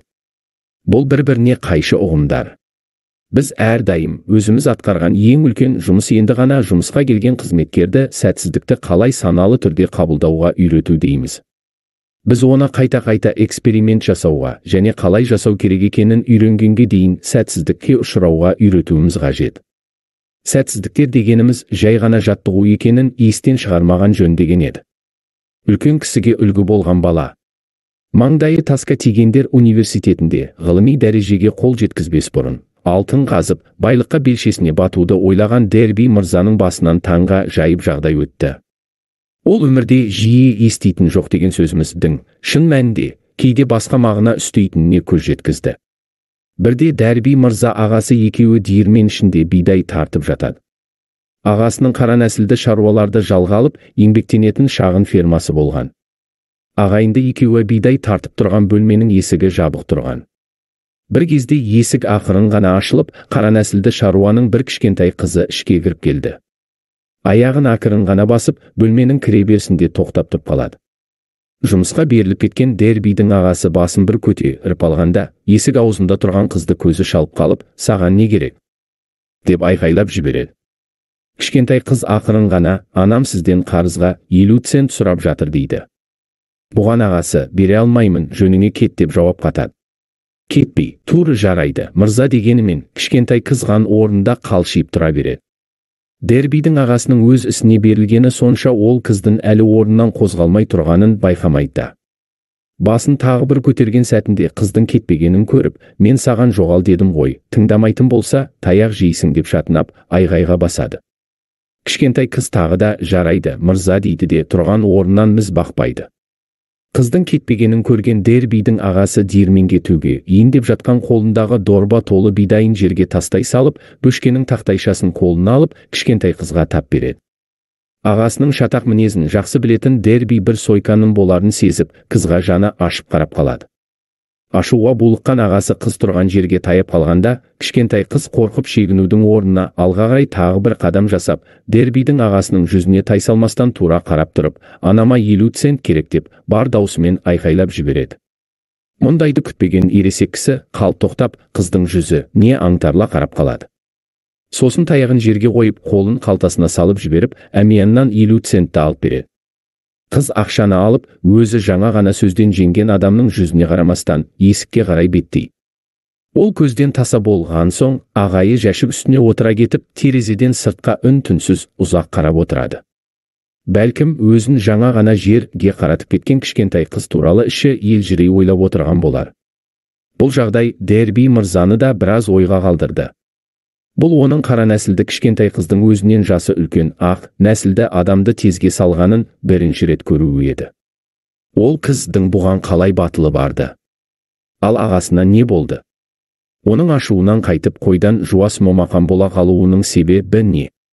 Кажайының алдында еш тайсалмастан қасқая қарап тұрған кішкентай қызға мұндай жігер қайдан біткен? Осы және басқа да осы тәкілетте сұрақтар Дербидің ойынан кетпей қойды. Бірақ бұл сұрақтың жауабын көп жыл бойы бұл әңгімені маған айтқан уақытқа дейін таба алмаған еді. Ең қызығы, адам сенгісіз бұл ғажайып оқиға туралы кітап тың авторы жоғарыда аталған ескі диірменнің қасында, сол бір кішкентай қыз тұрған жерде тұрып естіп білген еді. Баланың таңғаларлық құдіреті. Жоғарыда баяндалған оқиғаны Дерби мырза дәл сол ескі диірменнің жанында тұрғанымызда айтып берді. Сосын нен бұл жағдайға қатысты ойыңыз қандай? Кішкентай ғана қыз қалайша мінезі шатақ ағамды жеңе алды? Ондай қайрат түйірдей қыздың бойында қайдан бар? деп сұрады. Бұл сұрақтың толыққанды жауабын осы кітаптан таба аласыз. Кішкентай ғана қыз жүзеге асырған қағидаларды түсініп, іс жүзінде қалай қолдануға болатынын аталған бөлімдерден ұғынасыз. Қайсар мінезге жеткізетін күшке қалай жетуге боларын алғашқы бөлімдерді оқығанда андай бастайсыз. Кітаптың орта тұсына жақындағанда мұндай күшті тізгіндеуді үйренесіз. Бұл құдіретті иеленгенде алға қойған мақсаттарға қалай жетуге боларын жоспарлай аласыз. Ал нақты қадам жасау туралы ой кітап түгесуге шақ қалғанда келері анық. Сабақ алуға болатын жеңілістеріңіз бен сәтсіздіктеріңізді еске түсірерсіз. Дәл осы сабақ сізге жоғалтқан дүниелеріңіз бен болашақта армандаған дүниеңізге жетуге көмектеседі. Дерби мырзаға қаршадай ғана кара қызды нені басшылыққа ала отырып, өз дегенін істеткенін түсіндіріп бергеннен кейін, ол өзінің сақтандыру агенті ретінде өткізген 30 жылын есіне алып, осы салада қол жеткізген жетістіктерінің сол кішкентай қыздан алған сабағымен тығыз байланысты екенін ашық мойындады. Сонда Дерби мырза, жұртменен сақтандыру полисін сатып алудан бас тартқанда, көзі оттай жанған сол бір кішкентай қызды есіме алып, қайткенде де мен мұны сатамын деп өз-өзіме серт беретінмін. Менің саудам адамдар маған жоқ деп жауап бергеннен кейін тіптен жандана түседі. Деген ол алтынға 3 қадам жетпей тоқтаған өзінің қателігін тағы бір есіне түсіріп, алтын оқиғасының алғашқы сабағы мен үшін байлықтың алтын есігін ашқанмен бірдей еді. Ол ештеңеден бас тартпай, тек алға жылжуды, артқа қайырылып қарамауды, тек сонда ғана үлкен жетістікке жететінімді үйретті. Қиындықтарға қарамастан бастаған істі соңына дейін жеткізген жөн. Осы қағиданы ұғынуым үшін алтын оқиғасын өткеруім керек болған екен деген ойды айтты. Дербидің басынан өткен бұл жағдайлардың басқа да жағдайлардан айтарлықтай еш айырмашылығы да, ерекшелігі де жоқ. Аталмыш оқиғалар оның тағдырын шешкен маңызды сәттер болғандықтан ғана ол бұл жайттарға философиялық тұрғыдан қарады. Басынан өткерген шытырманға тола оқиғалардан сабақ ала білді. Оның жетістікке жетуінің басты себебі қателіктеріне дұрыс талдау жасап, алған тәжірибеден керегін алуды үйренді. Алайда бұдан уақыты жоқ, өз басынан өткен жағдайлардан тәлім алуға ықылас танытпаған, табысқа жетуге асықпаған адамдарға қайтпек керек деген сұрақ туындайды. Ал сәтсіздікті табысқа жеткізер алтын кайгіре тінде қалай ұтымды пайдалануға болады? Осы және өзге де сұрақтарға жауап беру үшін мен қолыңыздағы кітапты жазуға бел будым. Саған керегі жөні түзу бір ғана ой. Жоғарыда тізбектелген сұрақтардың жауабын келесі бөлімдерден таба аласыз. Дегенмен кітапты оқып отырғанда ойды ой қозғап, бұл сұрақтардың жауабын өз санаңыздың түкпірінен тапсаңыз, таңғалмаңыз. Сізге керегі жөні түзу бір ғана ой. Ал осы кітапта баяндалған қағидалар іске жаратуға болатын идеялардың тууына түрткі бола алады. Қайта-қайта сөз еткен бұл қағидаларға нақты тоқталмас бұрын, құрметті оқырманым, сізді өте маңызды ақпаратпен құлақтандыруды жөн деп санаймын. Осы ойлардың ішіндегі ең бастысы табыс әркімге ақ керек деген ой. Бұл кітапта сөз болатын қағидалар жағымды ойларды санаңызда қалай қалыптастыру керек екенін мұқият түсіндіріп береді. Адамның дәулеті арта бастағанда әдетте көзді ашып жұмғанша үсті-үстіне жинала береді. Тіпті олардың артығымен пайда болатындығы соншалық осы байлық жылдар бойы көрінбей тығылып жатқан ба деген ой тууы мүмкін. Жылдар бойы байлық тек таңнан қара кешке дейін дамыл таппай еңбек еткен адамдарға ғана бітеді деген ойды санасына сіңірген жан үшін бұл таңғаларлық қағида. Дұрыс ойлап, сол арқылы қалтаңыз қалыңдай бастағанда, сіз байлықтың өз ойыңызбен тығыз байланысты екеніне, ал ойыңыздың нақтылығы сол байлыққа жетер жолда үлкен рөл атқаратынына көз жеткізетін боласыз. Сізге және өзіңіз секілді басқа жандарға байлыққа жеткізер ақылды қайдан алу, болатыны жайында ақпарат қажет екені даусыз. Мен бай адамдар ұшан теңіз байлыққа қалай қол жеткізетінін білгім келді. Сондықтан осыны зерттеуге өмірімнің 25 жылын арнадым. Осы философияның қағидаларын меңгеріп, іске жаратар болсаңыз, жағдайыңыз жақсара түседі. Тіпті саусағыңыздың ұшы тиген жерлердің барлығы алтынға айнала бастайды. Мүмкін емес дегіңіз келе ме? Сөзіңізді қайтып алыңыз. Бұл өмірде мүмкін емес ештеңе жоқ. Адамзаттың осал тұстарының бірі мүмкін емес деген сөзді жиі айтуы.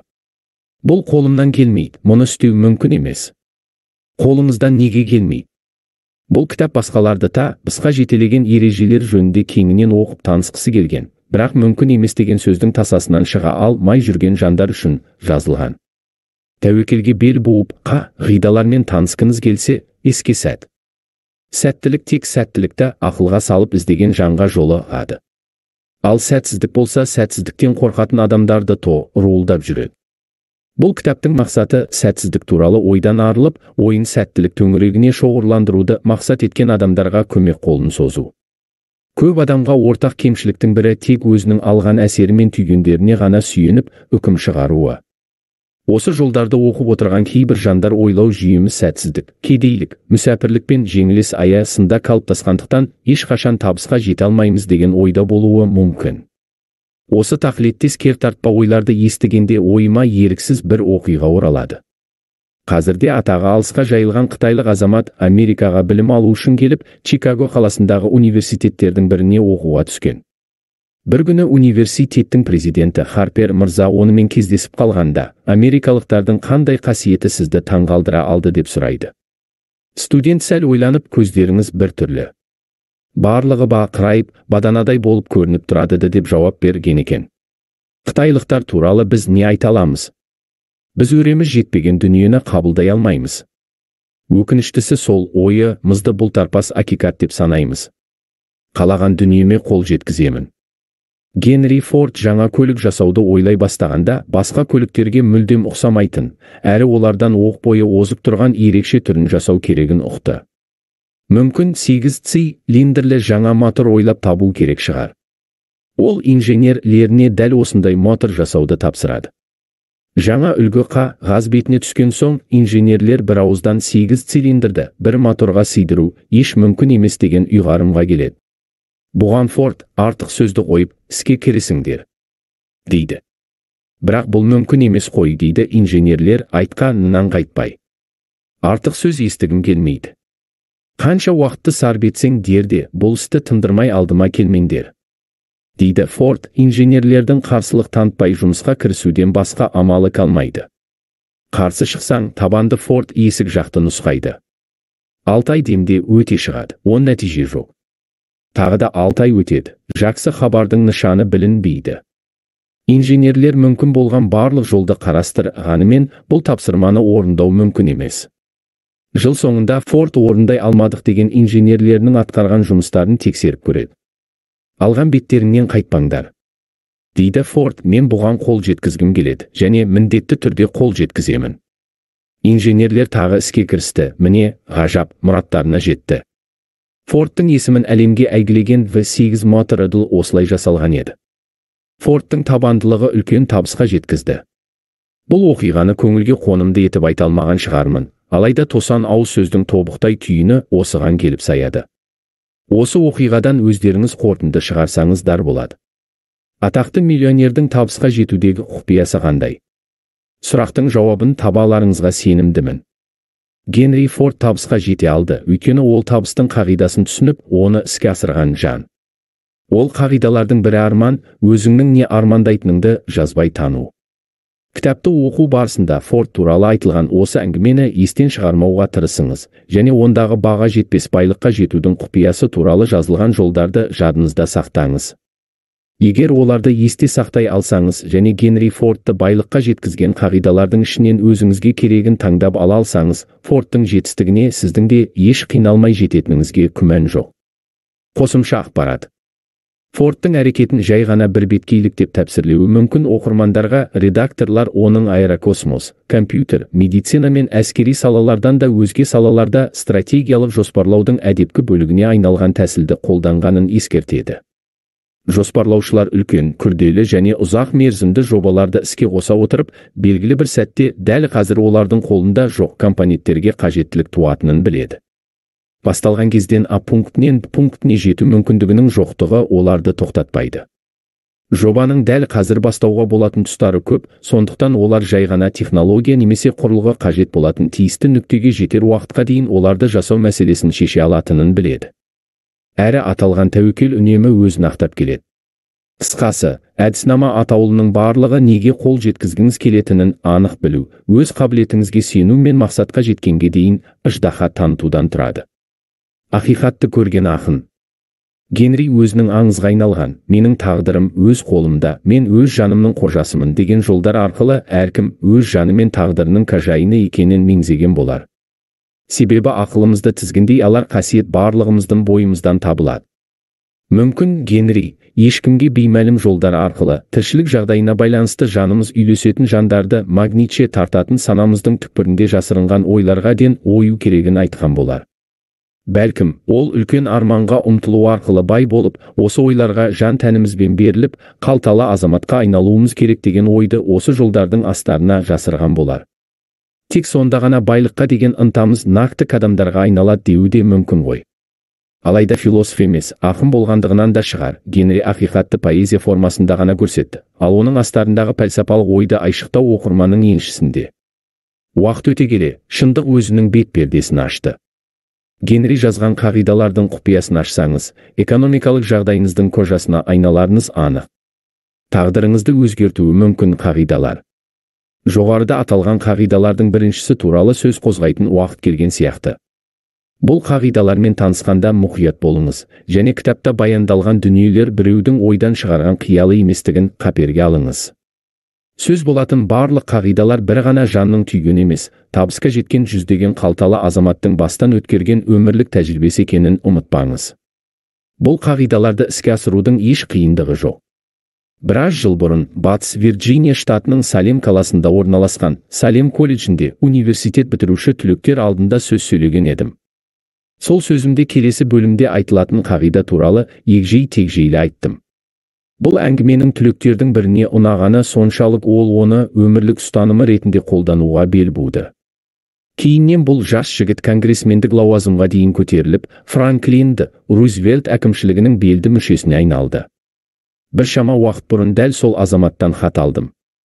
Хатында ол келесі бөлімде тарқатылып айтылатын қағида хақында ойын тәптіштей түсіндірген екен. Сол хатты келесі бөлімнің кіріспесі ретінде жариялауды жөн көрдім. Аталмыш хат жетістікке жетуге деген ұмтылысыңызды оятсын деген тілегім бар. Құрметті Наполеон мырза.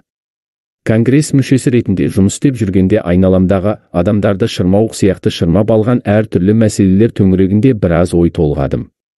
Сол ойларымды қорыта отырып төмендегі жолдарды көмекке зәру жандардың кәдесіне жарап қалар деген ниетпен жолдап отырмын. 1922 жылы сіздің Салем колледжінде түлектерге арнап құттықтау сөз сөйлегеніңіз есімде. Сол сөздер арқылы сіз менің қазіргі жеткен жетістіктерімнің бастамасы болған асқақ арманды жүрегіме ұялата білдіңіз. Соның арқасында қазір халқыма қызмет етіп жүрмін, және болашақта қол жеткізер жетістіктерімнің барлығы да осыған байланысты болмақ. Сол кездегі айтылған сөздер күні бүгінгі дейін есімде. Сіз Генри Фордтың ешбір арнайы білімсіз, көк тиынсыз, тіпті оған көмек қолын созатын беделді достарынсыз ақ соншалықты биікке көтеріле алғаны туралы сөз қозғаған едіңіз. Сөзіңіз аяқталмай-ақ өзіме не керегін, алдымда қаншалықты қиындық тұрғандығын, оны қалай еңсеру керегін сонда ұқтым. Мыңдаған өрімдей қыздар мен жалындаған жігіттер биыл оқуын аяқтайды, ал кейбірі келесі жылдары тәмамдайды. Олардың әрқайсысына сіз сияқты тәжірибелі адамның ақыл кеңесімен жігерлендірер сөздері қажет. Сіз оларға керегін бере аласыз, себебі сіз мен сияқты сан мыңдаған адамды жігерлендіріп көмек қолын соза алдыңыз. Өз ойын қалай іске асырып, қалай ақша таба аламыз деп шарқ ұрған адамдар Америкада жетерлік. Ол жандардың табан тірер тірегі, қол созар байлық көзі жоқ. Алайда олар жұмсаған шығынын қайтсем қайтарамын деп түн ұйқысын төрт бөлуде. Оларға осы мәселелерді шешуге көмектесе алатын адам қажет. Ол сіздің қолыңыздан келеді деп ойлаймын. Сіз бұл кітапты басып шығарсаңыз, мен оның бірінші данасын алғашқылардың бірі болып алғым келеді. Оған өз қолтаңбаңызды қойып берсеңіз, нұр үстіне нұр болар еді. Арманыңыз асқақ болсын деген ізгі ниетпен Дженнингс Рэндольф алғаш құттықтау сөз сөйлеген сәттен 35 жыл өткеннен кейін, яғни 1957 жылы, дәл сол Салем колледжіне студенттер алдында сөз сөйлеуге бардым. Ол кезде маған әдебиет саласы бойынша Салем колледжінің құрметті докторы атағы берілген еді. 1922 жылы болған сол кездесуден кейін мен Дженнингс Рэндольфтың үлкен әуе компаниясының атқарушы директоры, көсемсөз шебері және Батыс Вирджиния штатынан тағайындалған Америка сенаторы сияқты лауазымды қызметтер атқарғанын жіті қадағалап жүрдім. Қосымша ақпарат. Келесі тарауды бастамас бұрын, қолыңыздағы кітаптың редакторлары, жоғарыда сөз болған, оқып отырған еңбегіңіз тек арасынан өзіңізге ұнаған нәрсені ғана таңдап оқитын теориялар жиынтығы емес екенін ескертеді. Жетістіктің 13 қағидасы Наполеон Хилл бұған дейін айтып өткен атақты, табысты жандардың аты жөні аталған ұзынсонар тізіміндегілердің нақты өмірлік тәжірибесімен дәлелденді. Оның әдістерін редакторлар Хиллдің тізімінен соң келтірген қазіргі эксперттер мен авторлар да іс жүзінде қолданып, мақұлдайды. Қолыңыздағы кітапты 60 миллионнан аса адам сатып алып, оқығанын естен шығармағайсыз. Егер аталмыш кітап талай жанға сәулесін түсіргені рас болса, сіз де өзіңізге керегін алыңыз. Оқыңыз, күмән келтірмеңіз. Іске асырыңыз. Егер мұны іске асырмасаңыз, Наполеон Хиллден де артық білемін десеңіз, өзіңіз сенетін әрі жүзеге асыратын тұстарын ғана таңдап алып, жетістікке қол жеткізе алмасаңыз, аталған сәтсіздіктің түпкі себебі кітапқа немесе өзіңіздің білігіңіздің төмендігіне байланысты ма, біле алмай қаласыз. Есте сақтаңыз. Адам сіңірі шыққан кедей, киімі тозған мүсәпір болуы мүмкін, бірақ табысқа жетем деген құштарлығы болса, өмірде бір рет қана берілетін мүмкіндікке ие болуы мүмкін. Бұған Эдвин Барнстың басынан өткен оқиғасы дәлел бола алады.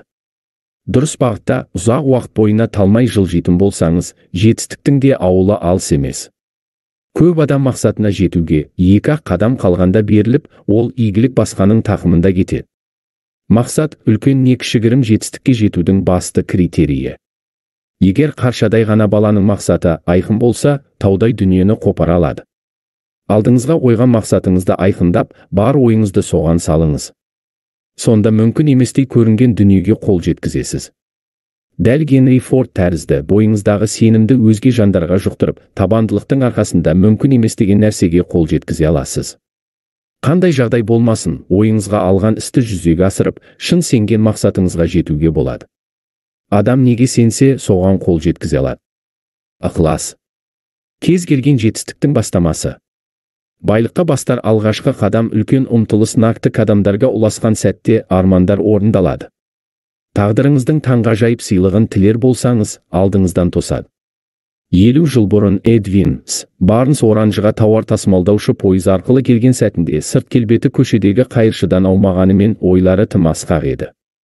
Темір жол вокзалынан Томас Эдисонның кеңсесіне жеткенге дейін оның ойы дамыл таппаған.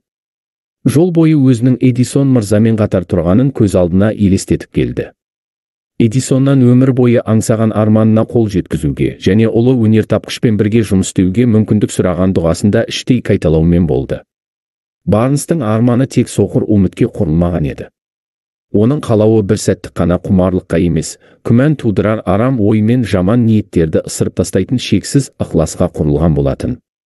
Иә, оны үлкен іске ұмтылдырған шексіз ықыласы болатын. Бірнеше жылдан кейін дәл сол кеңседе Эдвин Барнс ұлы өнертапқыштың алдына қайта келді. Бұл жолы оның ұмтылысы шындыққа айналған еді. Ол Эдисонның тең серіктесіне айналды. Барнстың өміріндегі басты арманы осылайша жүзеге асты. Оның жетістікке жетуінің басты себебі алға қойған нақты мақсаттары болды, және сол мақсатқа жету жолында бар қуатын сарқа тауысып, маңдай терін аямай төге алды. Шегінерге жол жоқ. Барнс құлшына күткен сәт туам дегенше 5 жылда өте шықты. Басқалар үшін ол Эдисон механизміндегі көп детальдің бірі ғана еді. Дегенмен Эдисонның өзі Барнсты жасампаз серіктес ретінде қарап, тең санаған. Аталған мысал үлкен ұмтылыстың қуатын айқын көрсетеді. Барнс өз мақсатына жетті, өйткені ол Эдисонмен серіктес болуды барлық мұраттарынан жоғары қойып, ең алдымен соған қол жеткізуді армандады. Сол мақсатын жүзеге асыру үшін жоспарда құрды. Кежегесі кері тартар әдеттерден арылды. Ол өзінің арманын арқау етіп, өмірінің ең басты мақсаты мен ықыласына айналдыру арқылы діттегеніне жетті. Оранжыға аттанып бара жатқанда ол Эдисоннан қандай да бір қызмет беруін өтініп көремін деп емес, Эдисонмен алғаш жолыққан сәтінде тең серіктес болғым келгенін ашып айтамын деп өз-өзіне сөз берді. Ол жоспарым іске аспаса, басқа жолды қарастырып көремін деген ойдан аулақ болды. Өз-өзіне бұл әлемде жетемін деген бірақ нәрсем бар, ол Эдисонның серіктесі атану. Мен артыма бұрылмаймын, шегінерге жол жоқ, бүкіл болашағымды өзімнің мақсатқа жету қабілетіме сеніп тапсырамын деп серт еткен. Барнс басқа мүмкіндікті қарастырмады. Алдында 2 ғана жол бар, дегеніне жету немесе өлу. Міне, Барнс жетістігінің бар құпиясы осы. Кейін қайтар кемесін өртеп жіберген. Ертеде бір ер жүрек жауынгер өмір сүріпті. Оның бірде шешуші шайқастың нүктесін қояр маңызды шешім қабылдауына тура келеді. Саны жағынан басым жауды тізе бүктіру қажет. Сонда ер жүрек батыр жау жағына бірнеше ғана кемемен жүзіп келеді. Әскер жағаға келіп тоқтаған соң, батыр барлық қару-жарақты жерге түсіртіп, кемелерді өрттеуге бұйырады. Соғыс алдындағы жауынгерлерді жігерлендіру сөзінде ол, кемелеріміздің дымы қалмай жанып кеткенінің куәсі болдыңдар. Бұл дегеніміз, жауды жастандырмай, үйге орала алмаймыз деген сөз. Бізде 2 ғана жол бар, не өлеміз, не женеміз. Көп уақыт өтпей олар жеңіс тойын тойлады. Кез келген кедергіні еңсеру үшін шегінер жолдың барлығын кесіп тастаған абзал. Тек сонда ғана жетістікке жеткізер жеңіске деген құштарлықты оята аласыз. Чикагода болған өрттен соң бір топ саудагер Стейт-стритте өздерінің бұрынғы дүкендерінен қалған күлге қарап тұрды. Содан кейін олардың барлығын қайта салу, немесе елдегі саудамен айналысуға болатын басқа жерлерге кету керегін шешу үшін жиналыс жасады. Тек бір адамнан басқасының барлығы бір ауыздан кетуді ұйғарды. Сонда қаламын деп ұйғарған саудагер өз дүкенінен қалған күлді уысына қысып тұрып, «Мырзалар, мен тура осы жерде әлемдік деңгейдегі алып дүкен саламын. Ол қанша рет өртеніп кетсе де, маған бәрібір» деген. Бұл оқиға шамамен бір ғасырдай бұрын болған еді. Айтылған дүкен салынды. Қазір ол дүкен ғаламат құштарлықтың символы ретінде көкке бой созып тұр. Бұл жағдайда Маршалл Филд үшін ең оңайы өз әріптестерімен бірге кетуі.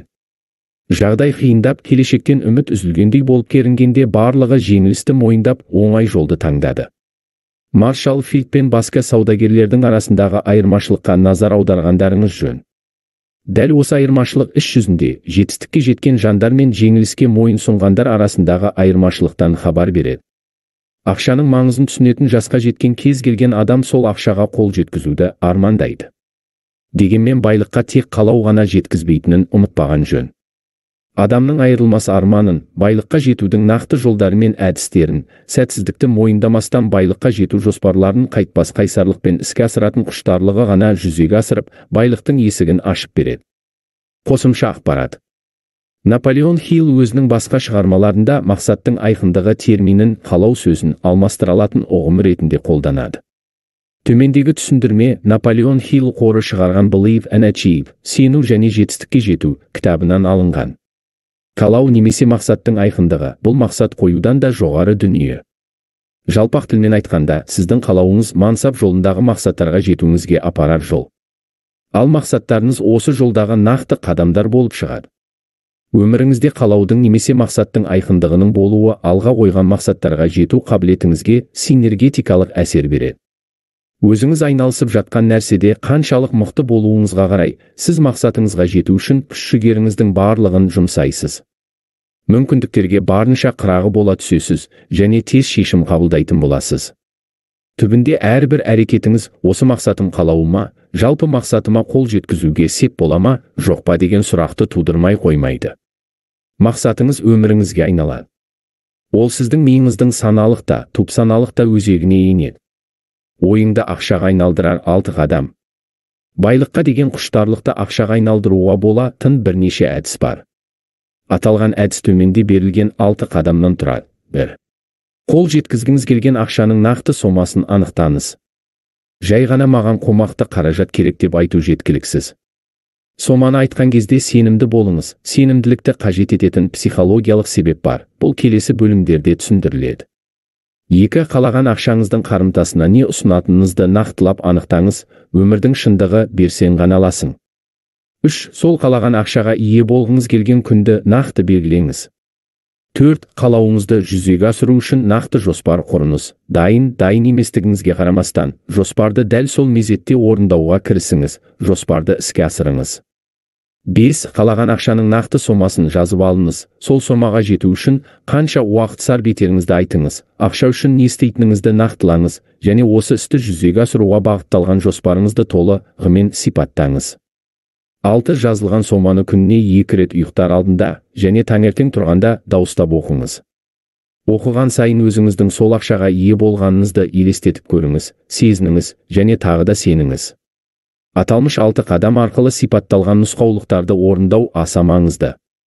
Әсіресе 6-шы нұсқауды қадағалап орындағаныңыз жөн. Ақшалы болғанды елестетіп көру арқылы ақшаға қол жеткізу еш мүмкін емес деуіңіз мүмкін. Осы жерде сізге көмекке үлкен құштарлығыңыз келеді. Егер сіз шынымен де ақшаны қаласаңыз, оны өміріңіздің негізіндей көрсеңіз, онда соған жететініңізге өзіңізді оңай сендіресіз. Мұндағы негізгі мақсат ақшаны қалау және сол ақшаға қол жеткізетіндігіңізге өзіңізді сендіре алу. Қағидалардың құны $100 миллион. Бұл нұсқаулар адам санасының жұмыс істеу қағидаларын білмейтін, бастамашылық қабілеті жоқ жандар үшін іске алғысыз болып көрінуі мүмкін. Дегенмен мұндағы қағидаларды болат зауытында қатардағы қара жұмысшы болып еңбек жолын бастаған Эндрю Карнегидің өз аузынан жазып алғандығым қызығушылығыңызды оятатын болар. Қарапайым отбасынан шыққанына қарамастан, Карнеги мырза аталған қағидаларды берік ұстанып, $100 миллион астам пайдаға кенелген. Бұл қағиданы кейіннен Томас Эдисон егжей-тегжейлі зерттеп, оның тек ақша жинау үшін ғана емес, сонымен қатар кез келген мақсатқа жетуге сеп боларын анықтап, өз тәжірибесі арқылы тұғырын бекіте түскенін де айту артық болмас. Қосымша ақпарат. Наполеон Хилл бұл сөздерді жазған уақыттан бері біздің түсінігімізде, табыс мидың психологиясы ретінде де, сананың психологиясы тұрғысынан да, тіпті адам мотивациясын тереңірек ұғынуда да үлкен мәнге ие болуда. Тіпті қазіргі мамандардың мотивацияға қатысты қолданып жатқан әдістері, түптеп келгенде Хилл ұсынған әдіспен үйлеседі. Зерттеулер Хиллдің кеңестерін іске асыруға орнықты психологиялық негіз бар екенін дәлелдейді. Мақсат қоярда нақты болыңыздар. Бұл мақсаттарды қағазға түсіру арқылы әрекет етіңіз. Мақсатыңызды жиі дауыстап қайталап оқып тұрыңыз. Аталған әдіс тәсілдерді осы салада тер төгіп жүрген қазіргі мамандар да мойындайды. Әрекеттегі психологиялық қағида өзін-өзі иландырудың өзегінде жатқан қағидаға ұқсас. Бұл тұжырымдар өзін-өзі иландыру құдіреті деп аталатын 5 тарауда және түпсана деп аталатын 13 тарауда егжей-тегжейлі талқыланады. Хиллдің өзіңізді мақсатыңызға жеткен жандай көре білгеніңіз, мақсатыңызға жеткеніңіз деген арқылы да өз жемісін береді.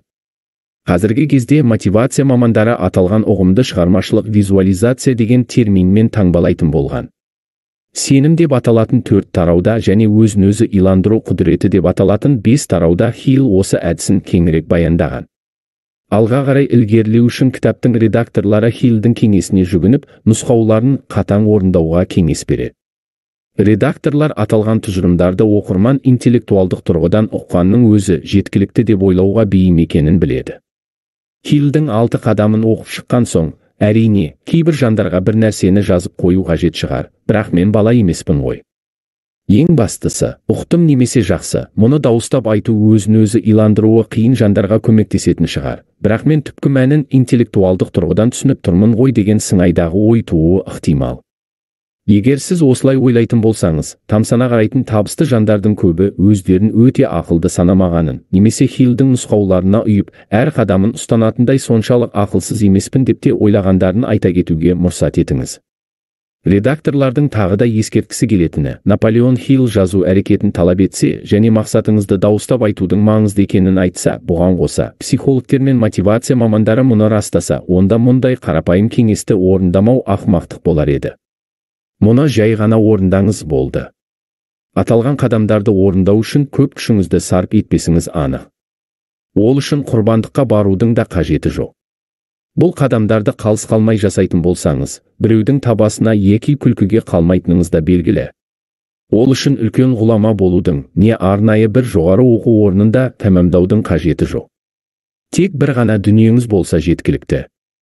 Мүмкіндікті қандай да бір жағдайдан немесе маңдайға жазған тағдырдан күтпей, байлыққа жетудің жолдарын айқындап беретін қиялыңызға жүгінуіңіз керек.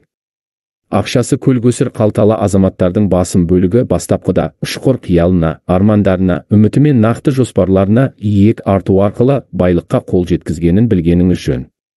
Осы беттерді оқып отырып, ішіңіздегі ақшаға деген құштарлықты оятпай, бұл арманды көз алдыңызға елестетпей байлыққа жете алмасыңызды ұққан боларсыз.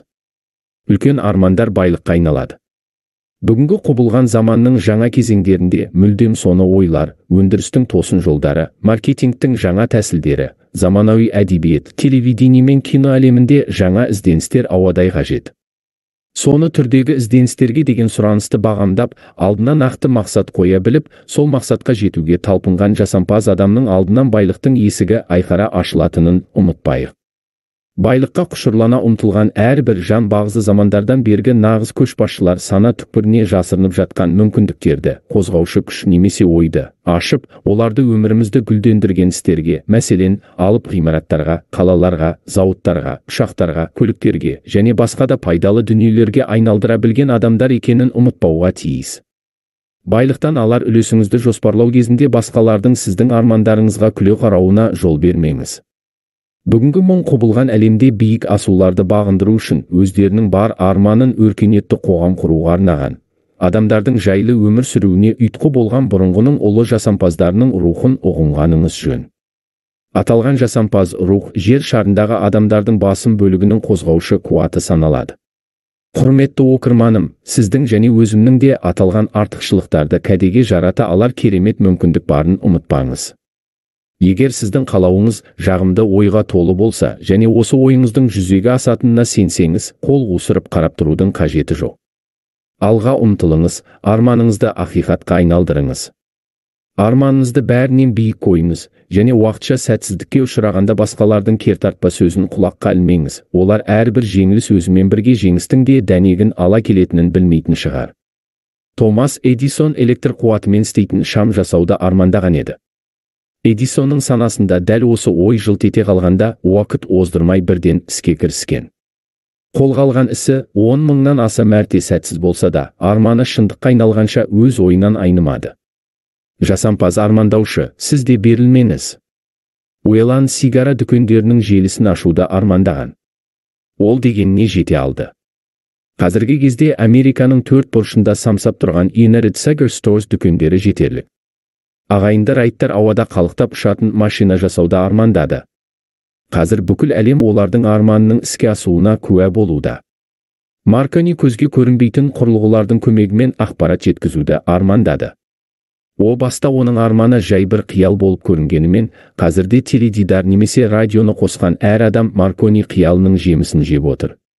Маркони өзінің сымсыз немесе басқа тікелей физикалық байланыс құралынсыз хабарды ауа арқылы тарататын құрал тапқандығы туралы жариялаған кезде, оның достарының бірі психотерапиялық емханаға келіп, дәрігерге қаралуын сұрағанын білгеніңіз жөн.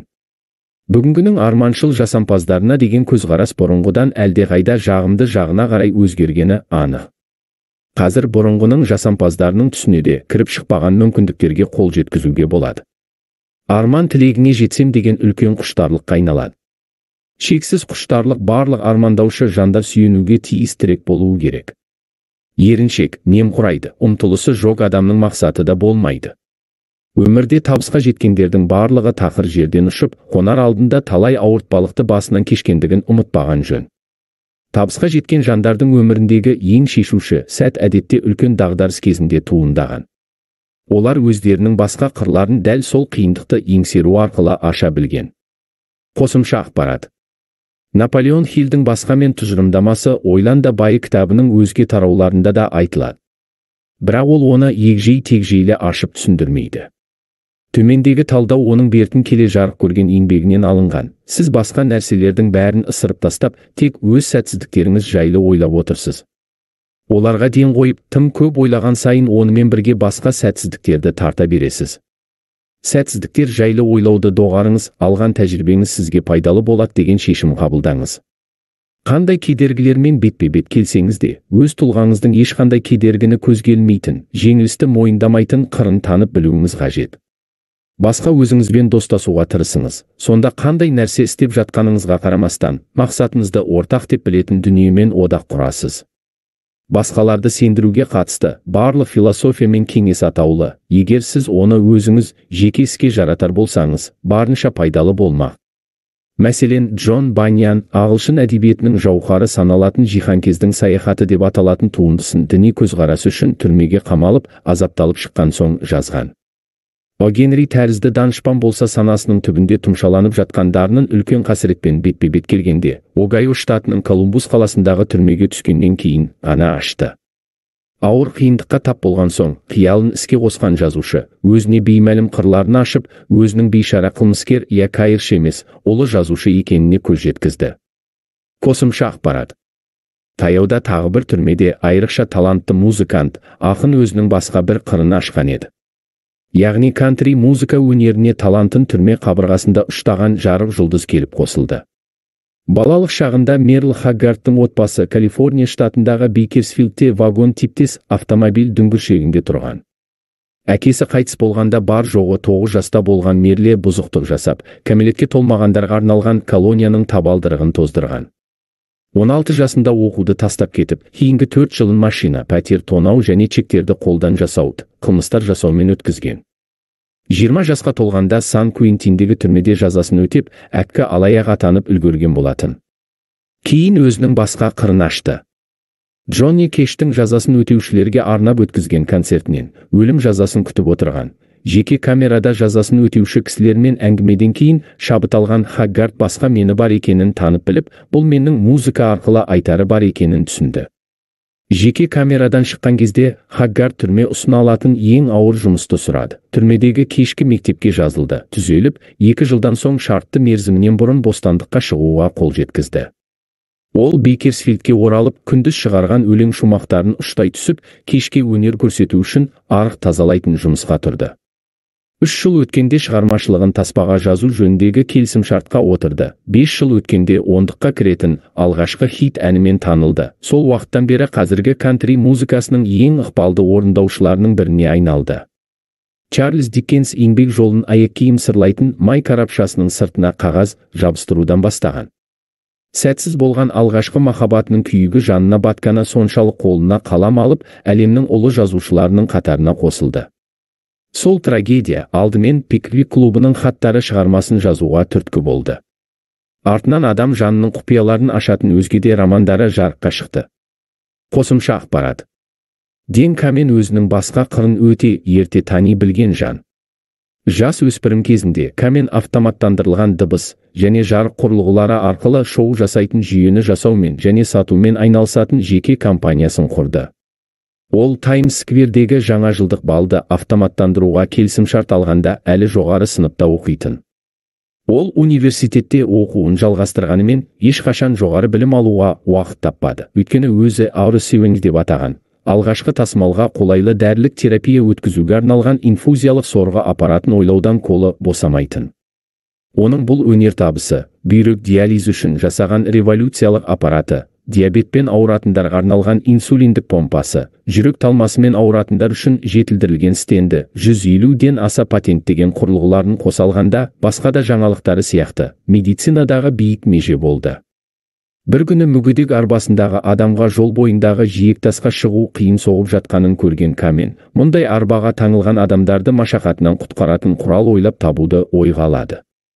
Нәтижесінде компьютер мен тұрақтандырғыш гироскоп жүйесі қолданылатын, адам ағзасының әрекетін имитациялайтын революциялық дөңгелек құрылғысы Аббат дүниеге келді.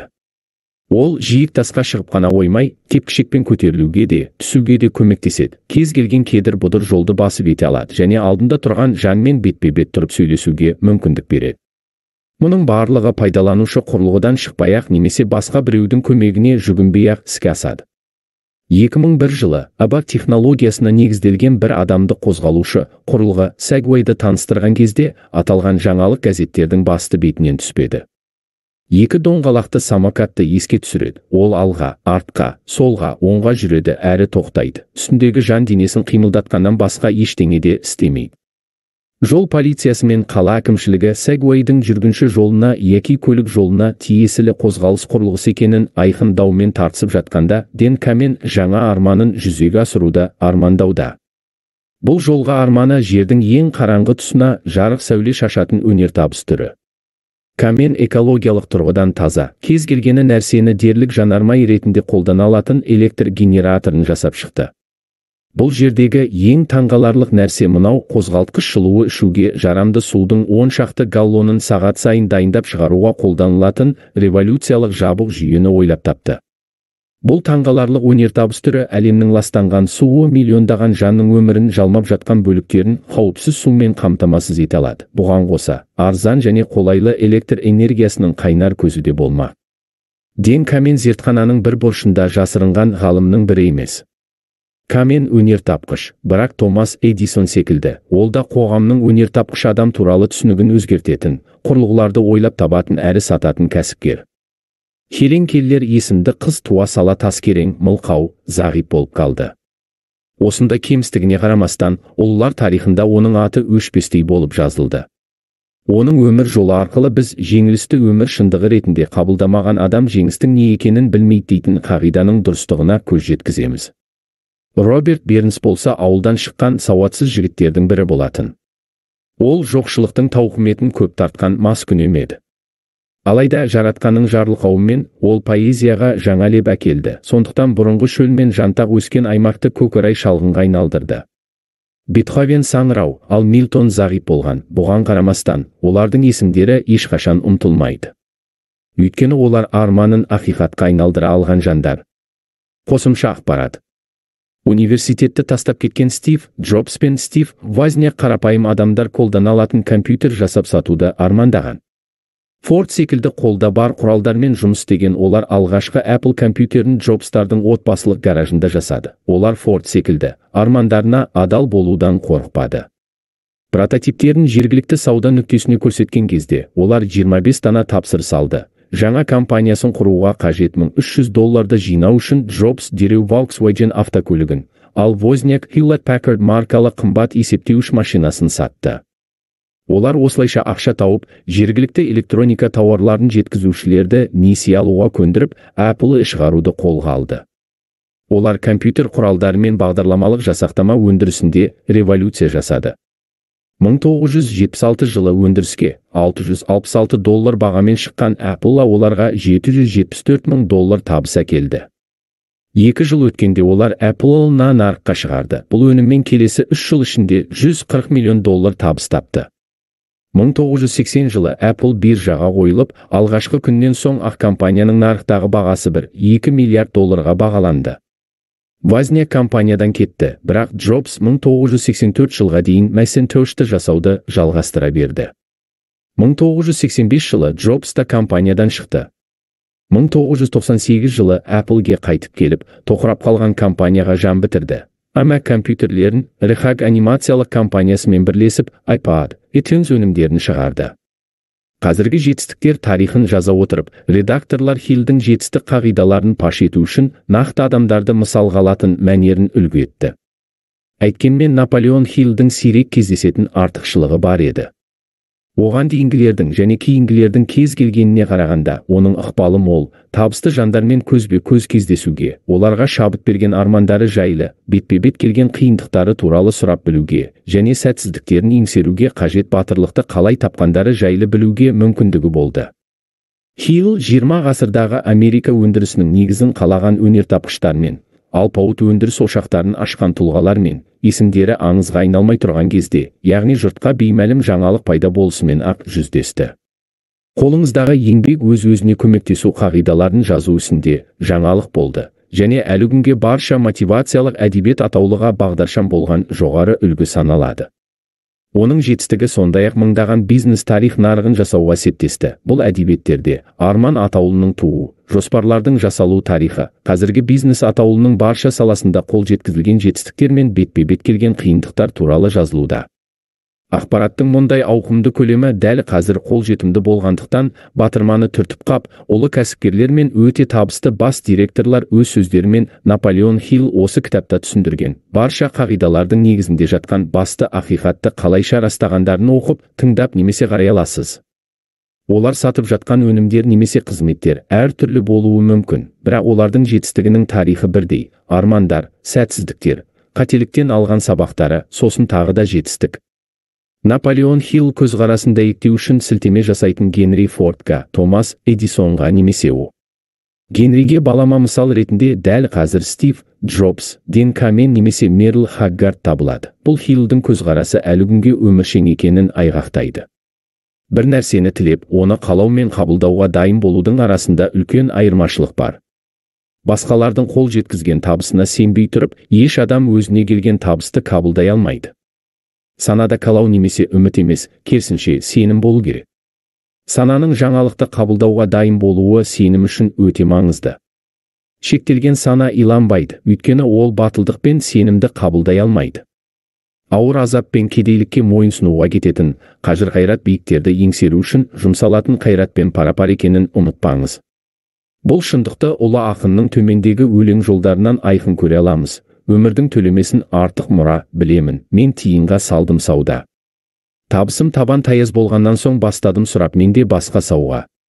Өмірдің берері тек еңбек қана, сұрағанда салады саған алға. Алар ақын белгілі, еңбек алда өзгеруге болмай ма енді басқа. Мен де солай еңбегімді еш еткенмін, жоқ, еш етпедім, жана бір ойға жеттім. Ақына не тілеп сұрасаң да құннан қорқып, өмір бұрмас бетін. Қалауын тапсаң қар жанар.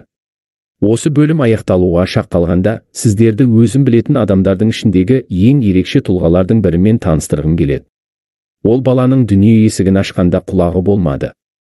Бұған қатысты дәрігерлер де оң пікір білдірмеді. Олар баланың өмір бойы саңырау және мылқау болып қалуы мүмкін екенін айтты. Мен дәрігерлердің пікірімен келіспедім. Олай істеуге менің толық құқығым болды, өйткені мен сол баланың әкесі едім. Бұл жаман жорамалға сенгім келмей, өзімше шешім қабылдадым. Бірақ шешімімді жарияға жар салмай, ішімде сақтадым. Менің қалауым бойынша балам тыңдайда, сөйлейде алуы қажет. Бірақ қалайша? Әйтеуір, тығырықтан шығар жолдың барына сендім. Сол кезде ұлы Эмерсонның әлемде болып жатқан барлық нәрсе бізді сене білуге үйретуге арналған. Біз тек көнуіміз керек. Барлығымызға арналған бір жол бар. Біз оны үнсіз тыңдау арқылы оның бізге не дегісі келгенін біле аламыз деген сөздері ойыма оралды. Ол қандай жол? Әрине, ақ тілек екені даусыз. Әлемде бәрінен де ұлымның мылқау әрі саңырау болмауын бар ықыласыммен тіледім. Сол ақ тілегімді бір секундқа да доғармадым. Қолымнан басқа не келеді? Қалай болғанда да, баламның санасына құлақтың көмегінсіз, ыстық ықыласымның үнін жеткізудің жолдары мен құралдарын табуым керек деп ойладым. Бұл ойлардың барлығын іштей ғана ойлап, бұл туралы ешкімге тіс жармадым. Әр күн сайын арманым жайында ойлаумен болдым. Бар тілегіммен тұрғанда балам саңырау және мылқау болмауға тиіс. Балам жан жағындағы нәрселерді байқап, өскен сайын біз оның аз да болса ести алатынын байқадық. Балалар сөйлей бастайтын жасқа жеткенде, ол сөйлеуге ешқандай талпыныс жасамаған еді, бірақ оның әрекеттеріне қарап, кейбір дыбыстарды шамалы болса да ести алатынын түсіндік. Менің білгім келгені де осы еді. Егер ол аздап ести алатын болса, есту қабілетін дамыта түсуге болады емес пе? Арада біраз уақыт өткен соң үміт отымды одан әрі маздатқан бір оқиға болды. Жақсылық мүлдем күтпеген тұстан келді. Біз амалын таптық. Бірде патефон сатып алған едік. Баламыз музыканы алғаш рет естіген кезде оны қатты ұнатқаны соншалық патефонды тез арада иемденіп алды. Бір кезде ол патефонды қайта-қайта қосып, тіпті 2 сағатқа дейін бір пластинканың алдында тұрып алып, қорабының шетін тістеп тұратын әдет шығарды. Өздігінен пайда болған бұл әдеттің маңызын сүйек арқылы дыбыс өткізу қағидасы туралы естігенге дейін бағамдай алмадық.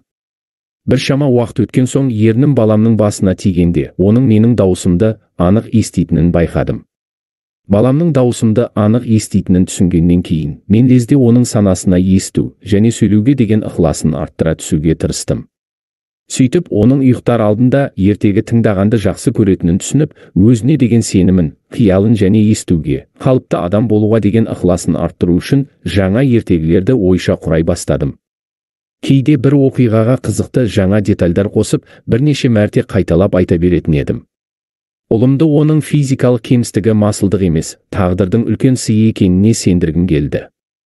Философиялық еңбектерде кез келген қиындық өзіне пара-пар артықшылық әкеледі деген ұстанымдарды оқығаныммен, бұл шектеудің қалай байлыққа айналуы мүмкін екені ол кезде қаперіме де келмегенін мойындауым керек. Оны еш нәрседе тоқтата алмас еді. Өткен оқиғаларды саралай келе, ұлымның маған деген шексіз сенімі таңғаларлық нәтиже бергендігін ұқтым. Балам мен не айтсам да еш күмәнданбады.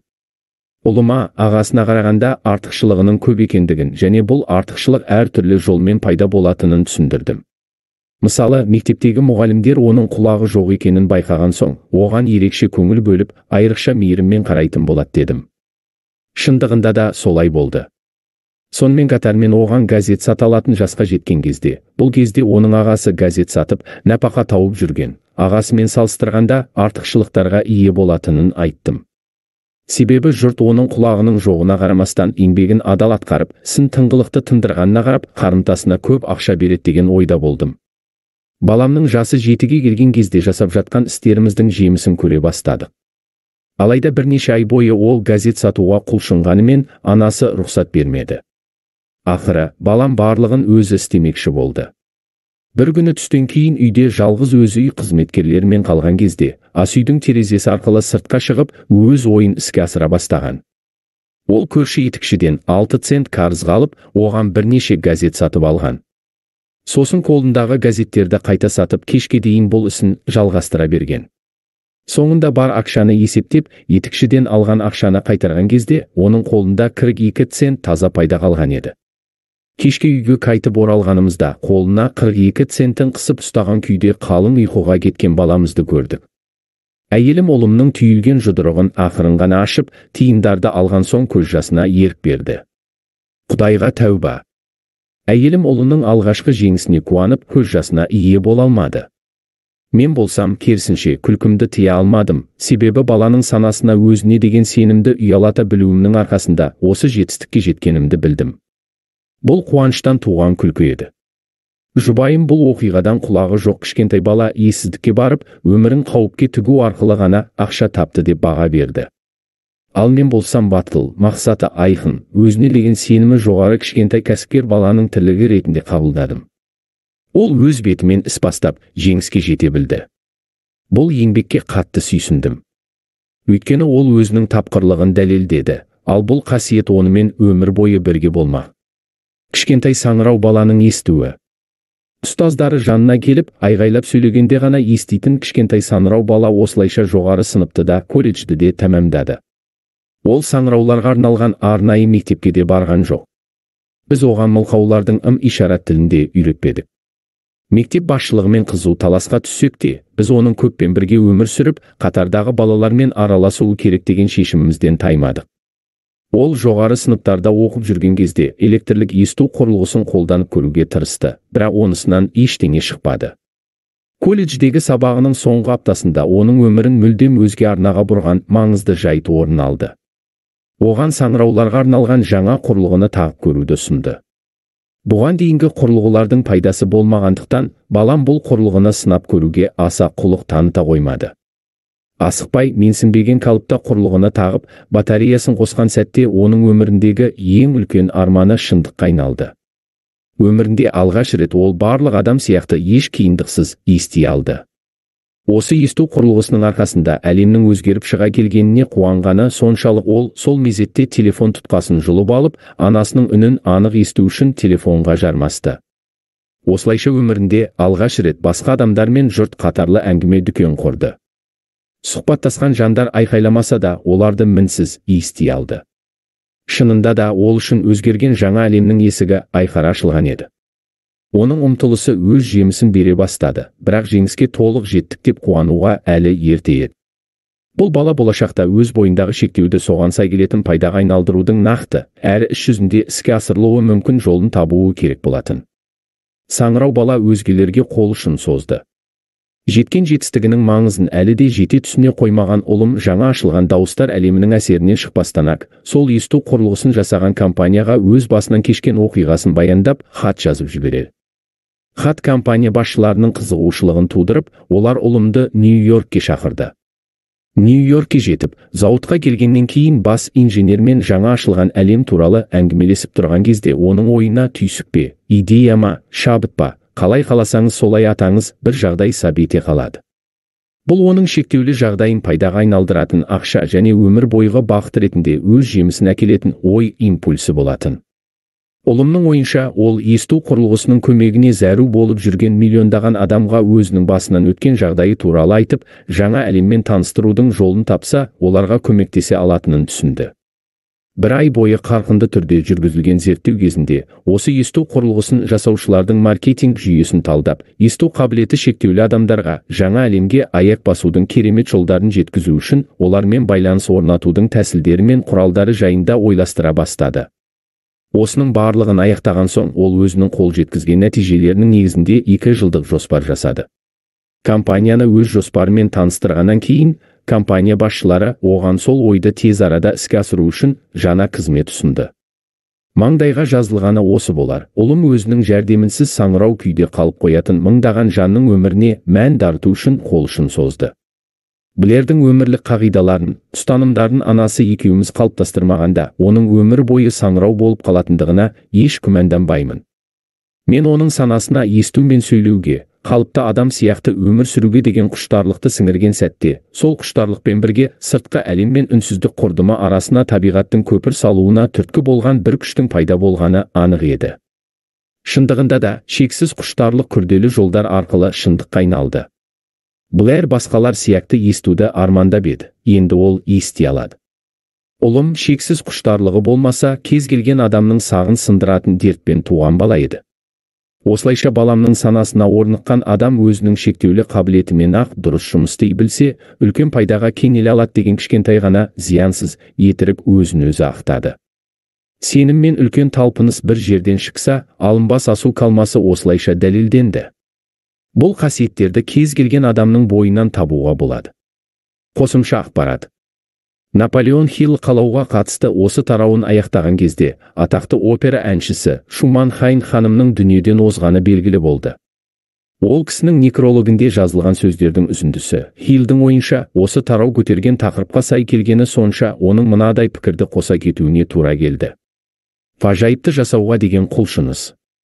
Осы тараудан Шуман Хайн ханымның әншілік өнердегі қол жеткізген таңғажайып жетістігімен танысатын боласыз. Еңбек жолын енді ғана бастаған кезде Шуман Хайн Вена опера театрының директорына өз дауысын сынап көруін өтінген. Бірақ директор оның дауысын тыңдап көруге ешқандай құлшыныс танытпайды. Түрі реңсіз, әрі киімі жұтаң қызға бір қарап-ақ, ол ұялмастан, мына қалпыммен оған қоса ешқандай адам қызығарлық түрім жоқ, операда қалай табысқа жетемін деп ойлайсың. Ойыннан бас тарт. Тігін машинасын алып, жұмыс істе. Сен ешқашан әнші бола алмайсың деп кесіп айтқан еді. Ешқашан деген өте ұзақ уақыт. Вена опера театрының директоры ән айтудың техникасы туралы көп нәрсе білсе де, ықыласпен айырылмас арманға айналған құлшыныстың күші туралы аз білетін. Егер ол сол күш туралы білгенде, нағыз шеберді қуып шықпас еді. Қосымша ақпарат. Бұл басылым оқырмандарының көбі Шуман Хайн ханым жайында білмегенімен, әрбір оқырман ол кісінің өмір тарихына ұқсас оқиғалардың мыңдаған мысалымен таныс деуге болады. Бұл әрбір буын мен кез келген музыка жанрына қатысты алғанда ақиқат мысал. Кезінде ең атақты жұлдыздардың өзі сәтсіздікке душар болған. Белгілі бір сәттерде әлдекім оларға жеткілікті деңгейде мықты емесін де айтқан. Әйткенмен сәтсіздікке ұшыраған сәттерінде олардың армандарына деген адалдықтары сәтсіздіктерінен басым түсіп жатты. Міне, сондықтан олардың өмір тарихы сіздерге таныс. Дәл осы себептерге байланысты сіздер жеткілікті деңгейде мықты емессің деген сөздер айтылған басқа мыңдаған орындаушы жайлы естімедіңіздер. Сіздер атын ешқашан естімеген жандар, арманы мен қалауы биік болмаған жандар. Олар сәтсіздікті жеңіліс деп ұққан адамдар. Бірнеше жыл бұрын менің бизнестегі серіктестерімнің бірі сырқаттанып қалды. Уақыт өткен сайын жағдайы ушығып, ақыр соңында ота жасату үшін ауруханаға жатты. Дәрігердің айтуынша, оның тірі қалуы екіталай еді. Бірақ бұл дәрігердің пікірі. Ал науқастың пікірі мүлдем басқа болатын.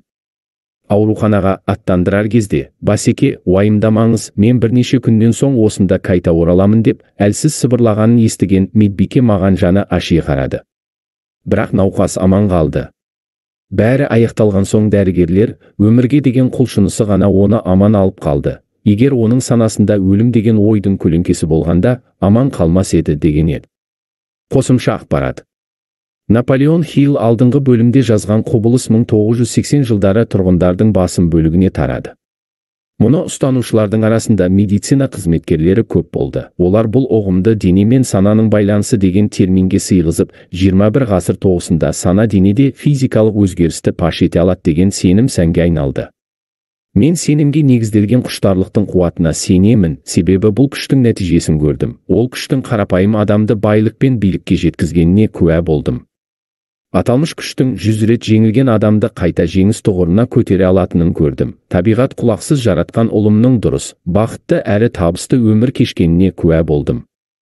Құштарлықтың осындай ғаламат күшін қалай қолдануға болады? Бұл сұраққа кітаптың осы және келесі бөлімдерінде жауап таба аласыз. Итіп, табиғаттың ашылмай жүрген ғаламат әрі ұлы ой зауыты қағидасы мүмкін емес деген сөзбен жеңіліс деген ұғымды қабылдамайтындығына көз жеткізетін боласыз. Есте сақтаңыз. Бойыңыздағы құштарлығыңыз күллі қуатын жеңіске бұрса, шегінетін жол іздемеңіз. Жеңіс уысыңызда екені анық. Кітапта баяндалған нақты 6 қадам қалауыңызды нағыз алтынға айналдыра алады. Бұл қағидалар Эндрю Карнегидің қалтасын $100 миллион томпайтты. Уақытша жеңілісті еңсеру үшін танытқан құлшынысыңыз болашақта жетістікке жеткізері сөзсіз. Дәл осындай құлшыныс күлге айналған дүкенді әлемдегі ғаламат дүкеннің соғылуына түрткі болған. Саңырау бала естуді үйренді. Жетістікке жеткізер есіктің барлығы тарс жабылса да, әнші ғажайып опера әншісіне айналды. Өлімге апарар аурумен айқасқан науқас дәрігерлердің өзі үміт үзгенде айығып шықты. Осы тұлғаларды жеңіске жеткізген басты күш құлшыныстары. Адам мүмкіндігінде шек жоқ. Шек тек біздің санамызда ғана. Достар, аудио пішімде тыңдағыңыз келетін басқа кітаптарды жазыңыз. Лайкіңіз бен түсініктемелеріңіз үшін рахмет. Егер әлі жасамасаңыз, арнаға жазылуды ұмытпаңыз, сізге жақсылық тілейміз.